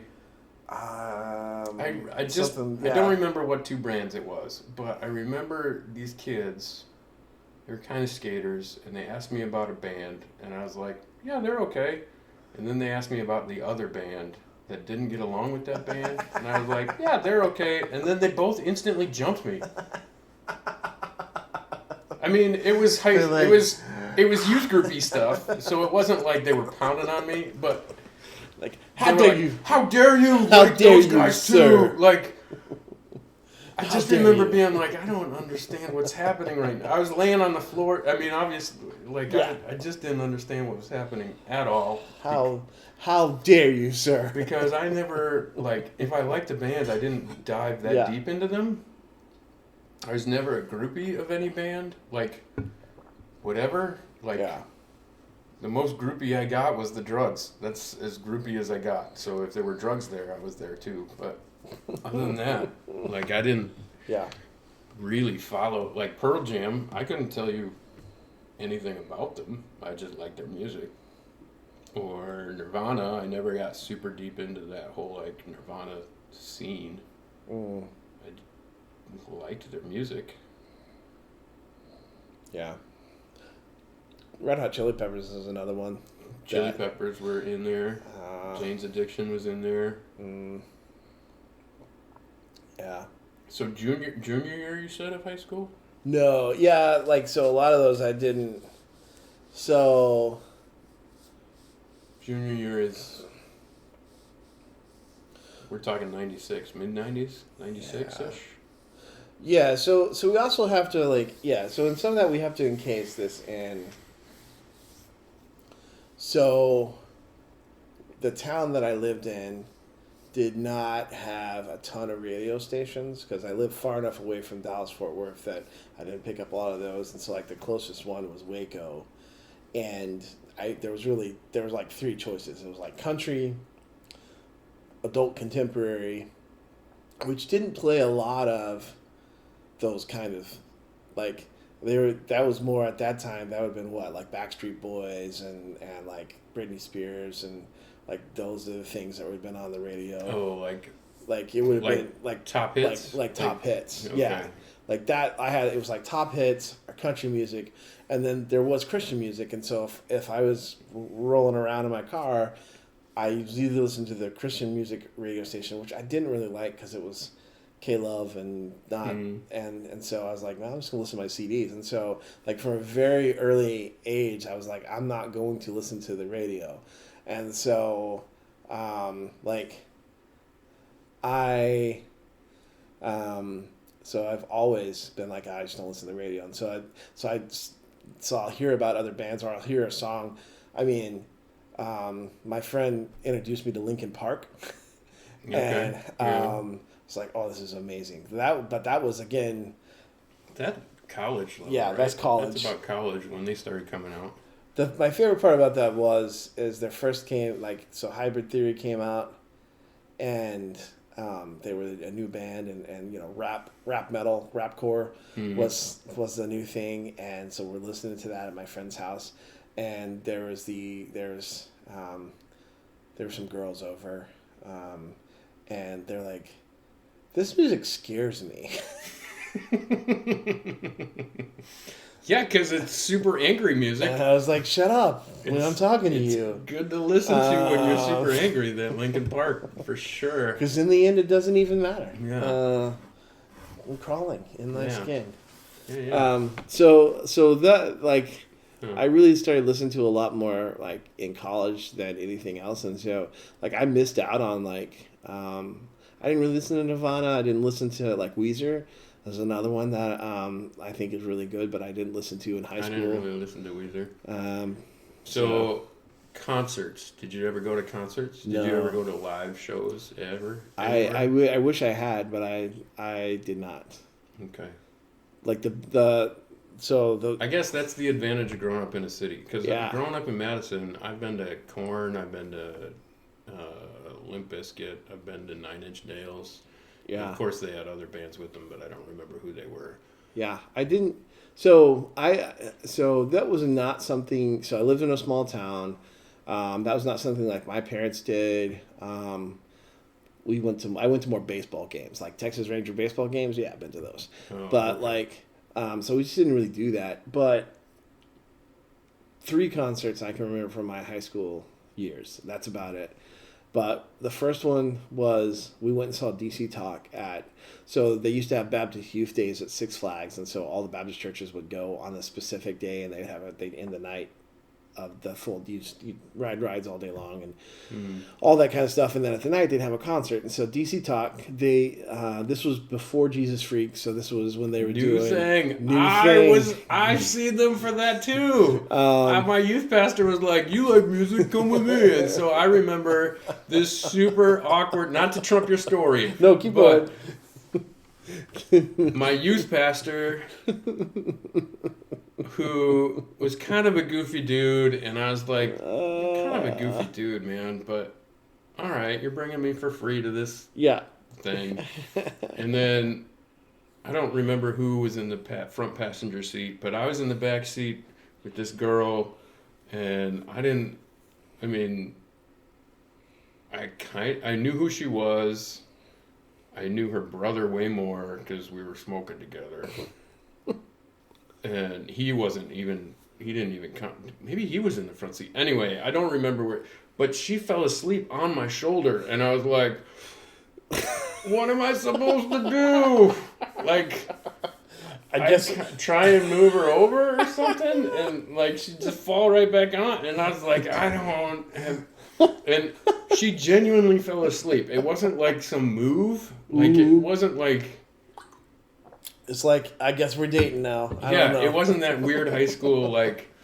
I'm into you kind of thing. It was a genuine. I fell asleep, She was narcoleptic. and now I fell over on your shoulder. And being like a younger high school kid, I was like, I don't know what to I do. don't know here. what to do. And I remember getting out of the car, and the youth pastor kind of, as we were walking away, kind of leaned over to me and was like, way to go, or way to be like, way to embrace the awkward, or like, he just said something weird, like he said, he was awkward, and so to shine a light on the awkwardness and to be like, yeah, I noticed and I didn't help you at all, like, way to go, 2 thumbs good up. job, like, what is, I'm not gonna like this at all. And shocker, then DC Talk came out and New Thing happened, and I mean, he's doing it. God is doing a new thing. yeah, it was Yeah. So nothing memorable. So I don't really remember. Oh, yeah. So what I do remember about the concert was that it was opened. The opening act was an all boys choir that sang like high pitched songs. So, and then it was like, all right. and here's DC Talk, and and it's just like you're like, what is going on? Okay. And then I also I think I saw Third Day or Audio Adrenaline, one of them at Six Flags as well, Second Baptist Youth Day. But then my senior year, Petra Praise tour. So Okay. Petra is touring with Shaded Red. I feel like I had that CD, that Petra Petra Praise Praise? CD. When will the world see that we need Jesus? So Yeah. my favorite thing, well, a couple of things. So it was Petra. It was some blonde lady that like she didn't fit with any of the other bands. She was on tour. She was on with tour with you. them. Amy Grant? No, it wasn't. It was like Nicole Mullins or like it was. It was just like you. One of those. You don't like, fit like she was like very like boppy, Mhm. and so you have like Petra, which is kind of old school hair metal, Mhm. and then her, and then you had Bleach, which was super for at the time was a super hard rock, and then you had Shaded Red, and they were also pretty hard rock, and so. But on my way to that concert, we were listening to the Christian radio station, and that's the day that Rich Mullins died in the car accident. Oh, wow. So I Okay. remember riding in a car and be like, bummer, like that stinks. So, so I did that, and then my other concert experiences is Texas used to have this thing. I don't think they still do it, but it's called Celebrate Freedom. I know. Mhm. And it was 30-minute sets of Christian artists all day long. Like you just went sure. out, South Yeah. Fork Ranch, you just went out, it was like a festival. Yeah. Like yeah. Cornerstone was here. I never got to go, like, I'm so sad I never got to like go like Cornerstone up here because that seemed like a cool place. Yeah, we went to a big.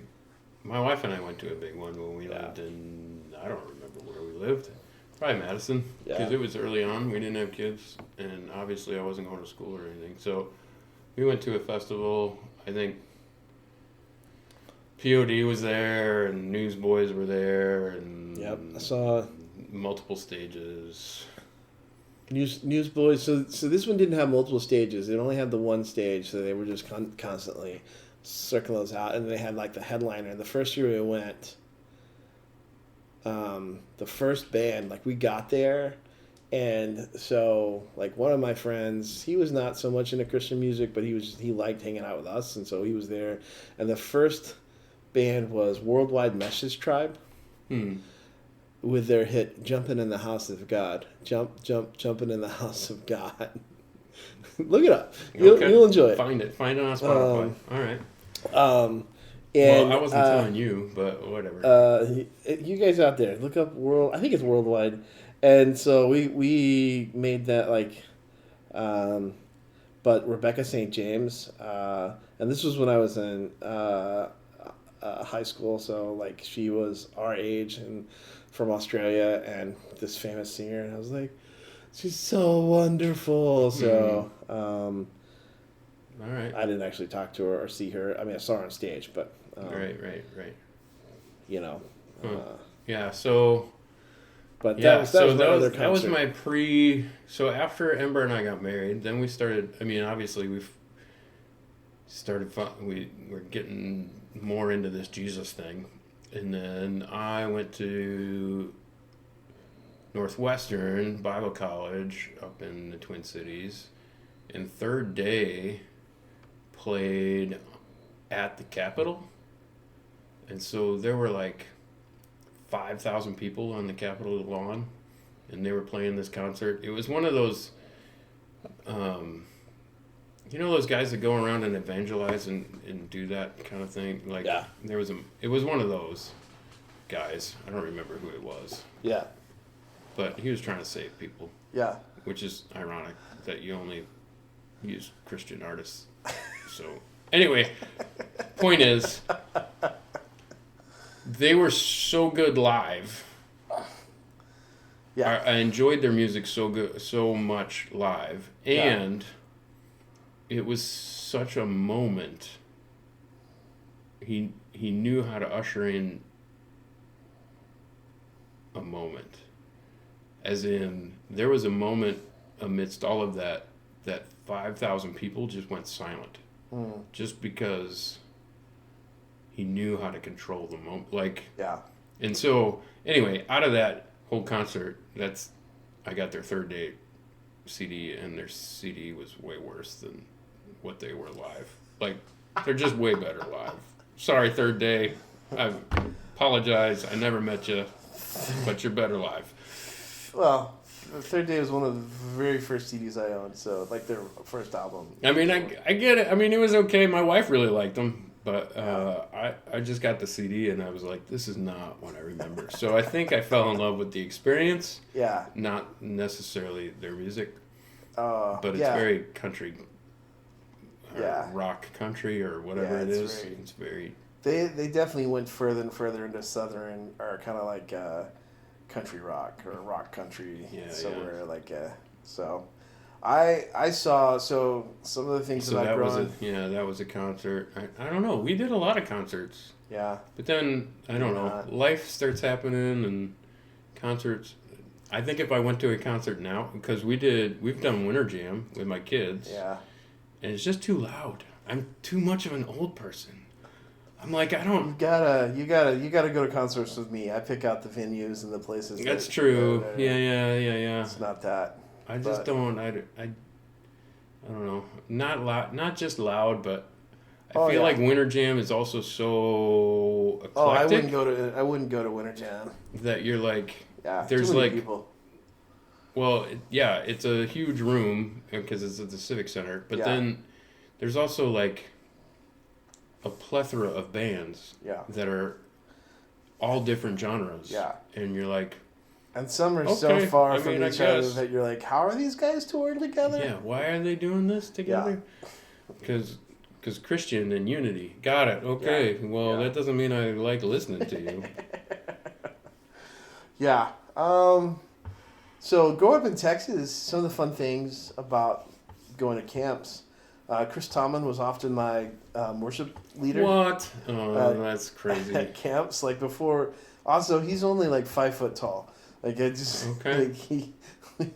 I remember walking past him and going to like he was and that was before he was Chris Tomlin. He was just the guy that was doing Breakaway, and so he was my worship leader. Mercy Me was the worship leader. David Crowder was our worship leader. Like, I mean, those were all bands that were like, oh yeah, we're playing and trying to get big. Like they, my best one was Shane and Shane. No one knew who they were. You and I see. This is how I know we grew up at the same time because Shane and Shane also came to Northwestern and Yeah. played in their chapel, which is the smallest venue Yeah. you could possibly imagine. And I think they just did some random chapel. It wasn't even like Shane and Shane is here. Yeah. It was like, hey, we're having a chapel and we're having these guests, and their name is Shane and Shane. It was literally like they're like, hey, these guys are coming from camp. And they were so good. Oh, so good. They so deserve whatever they've gotten. Yeah. Because Oh, they're for sure. so good. so they're like, hey, you want to go watch these guys? It's like $10. They're gonna be at this. They were at the youth.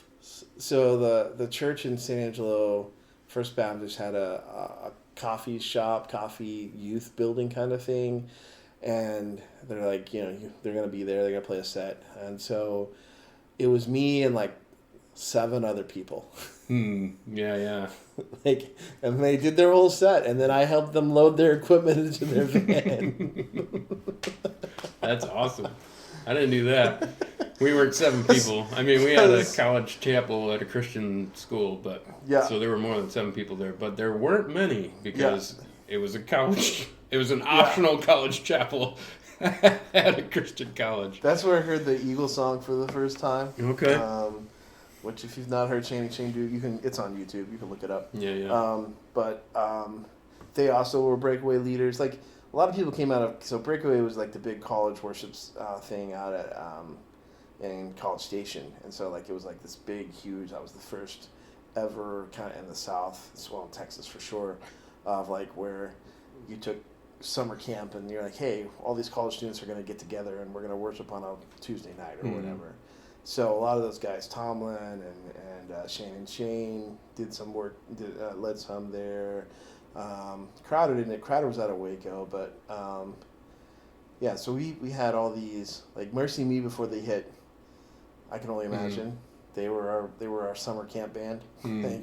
That's cool. Like just like you names now, you're like, oh, wow, I rubbed shoulders with those people. Like they were just they were just they were just the band, and now they're touring and all that kind of stuff. So, but yeah, those were fun. So we've had, I would bet we've had the same number of concerts. We just did them different. Yeah, I mean, yeah, I would say that you probably went to more. Like I had never been to a secular band concert until, let's see. Kings of Convenience came to Dallas, and my friend was Seven like, Dust. I saw Seven Dust. yeah, Kings of Convenience. Whereas this band I'd never heard of. I My don't friend know was Kings like, of Convenience. They were these two guys from like Denmark. I don't know. But they were just amazing. But I hated it because every concert before that had been like at a church or like at like an auditorium, like a event center, and so there was a seat. And this one was in Deep Ellum in Dallas, which is the kind of the arts section of Dallas, and so they do there's lots of artists and clubs and all that kind of stuff. And it was one of those, just a nightclub where there's a stage and you just go stand. Right. And I was like, why are these people so close to me? Like what? Like Yeah. like even and I was like, Oh, Limp Bizkit, I was front row. So close to the confetti machine, I almost lost my hat. I almost lost my dang hat. Because I was jumping, because you're just going crazy in front row and trying not to get crushed. So every once in a while you push them all back. Which is amazing that you can push back a crowd of people. But you can't, when you're getting crushed, that's what happens. Yeah. Anyway, yeah, I just remember that. yeah, I saw. Yeah, Nine Inch Nails, we were way up high because we were doing other things. Yeah, so I did a few, I guess, but they were never like, I was like once or twice a year maybe, and then there was a big portion that I went where I never went to a concert, and then, I think 2017, 2018, Dashboard Confessions came to Ohio, so I drove like 4 hours, 6 hours to get there and watch them. So Dashboard Confessional, and I was back in a nightclub, and I had and now it's all like those are the places I look now for, is like small clubs that bands I like come to. I don't like Yeah. I don't do auditoriums anymore. I don't want to if I can avoid it. Yeah. I don't think I've... You went to Winter Jam. That's probably been the... Winter Jam is the most concerty thing I've done in a long, long time. Going to that, I don't know, whatever that was that you invited me to, that was another most concerty thing that I've done in a while. Where do we go? What? That bar that we went to. Oh, Downtown, yeah. somewhere. Oh, yeah. When we saw the Kitchen Dwellers. That guy was really into ska, whatever it was. I don't remember what it was. It was Blues, it was blues rock, or it was like banjo rock. yeah, it was something. Yeah. But that guy that was with us, there was one guy that was like really into it. I do remember that. Yeah. I was like, I am not you.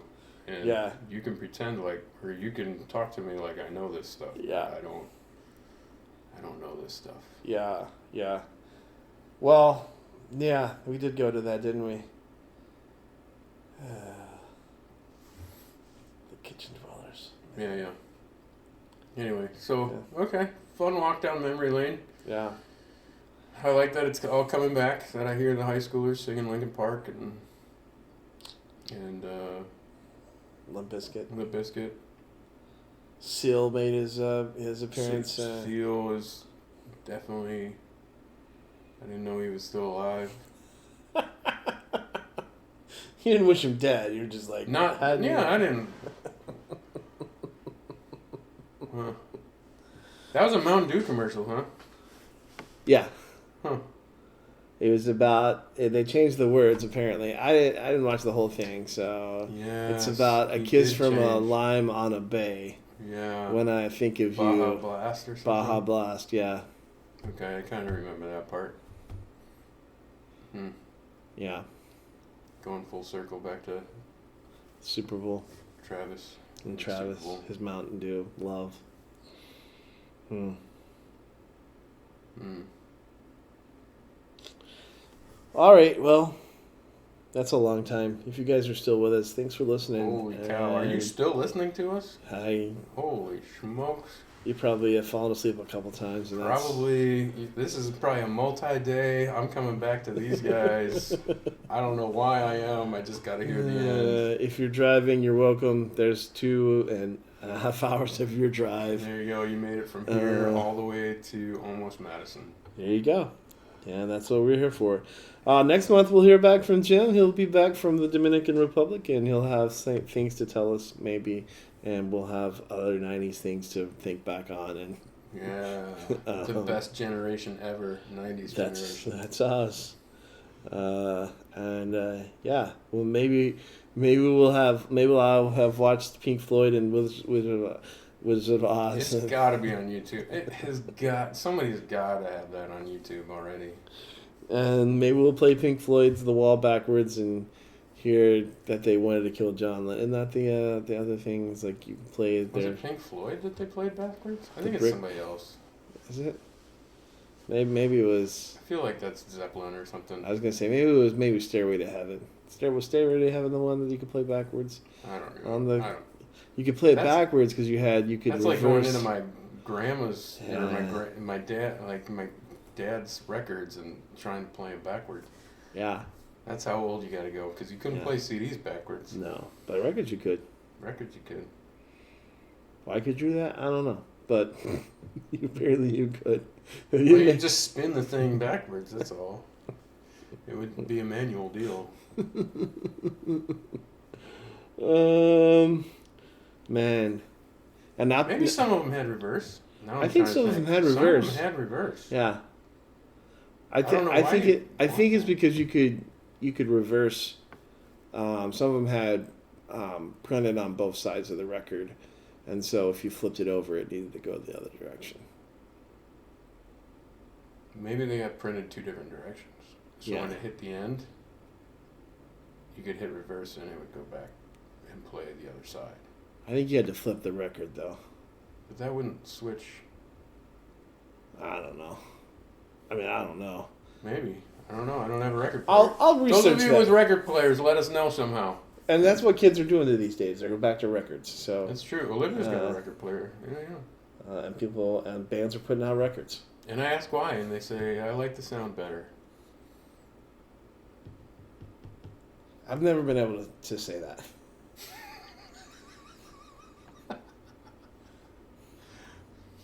I like music, but like there's lots of people like every technological change people have said like, oh no, you got to get the lossless audio for that. Oh no, you got to I can't do Spotify or I can't do iTunes because it doesn't have all of that. And I'm like, oh. Yeah. Sounds the same I to like me. things that go into my ears. Yeah. That make my head bob. That's fun. I like musical things. Yeah. That's kind of what I was trying to say, but you said it better. Oh boy! All right. Well, thanks you guys for listening. Would you rather? Would you rather? Oh no! No, we No, won't do that. no, Not no. At this point. That'll be next week. Next month. We'd have month. another hour-long conversation. When next month we'll come back and we will have more. And thanks for listening and check us out. There's other episodes with Jim. You can find those on the podcast. And Jim, any final words? Would you rather always have your refrigerator full or your pantry full? That's what I'm leaving you all with. Thanks for listening. All right, there you Enjoy the go. thought. Refrigerator or pantry. Let us know. Maybe we'll talk about it next. We won't remember, but let's pretend like we would. What If if you we- talk to us about it, we will. You gotta let us know you listen. Yeah. Yeah. There you go. Some All right. of you have. I've gotten texts. I know some of you listen. All right. I'm ending this now.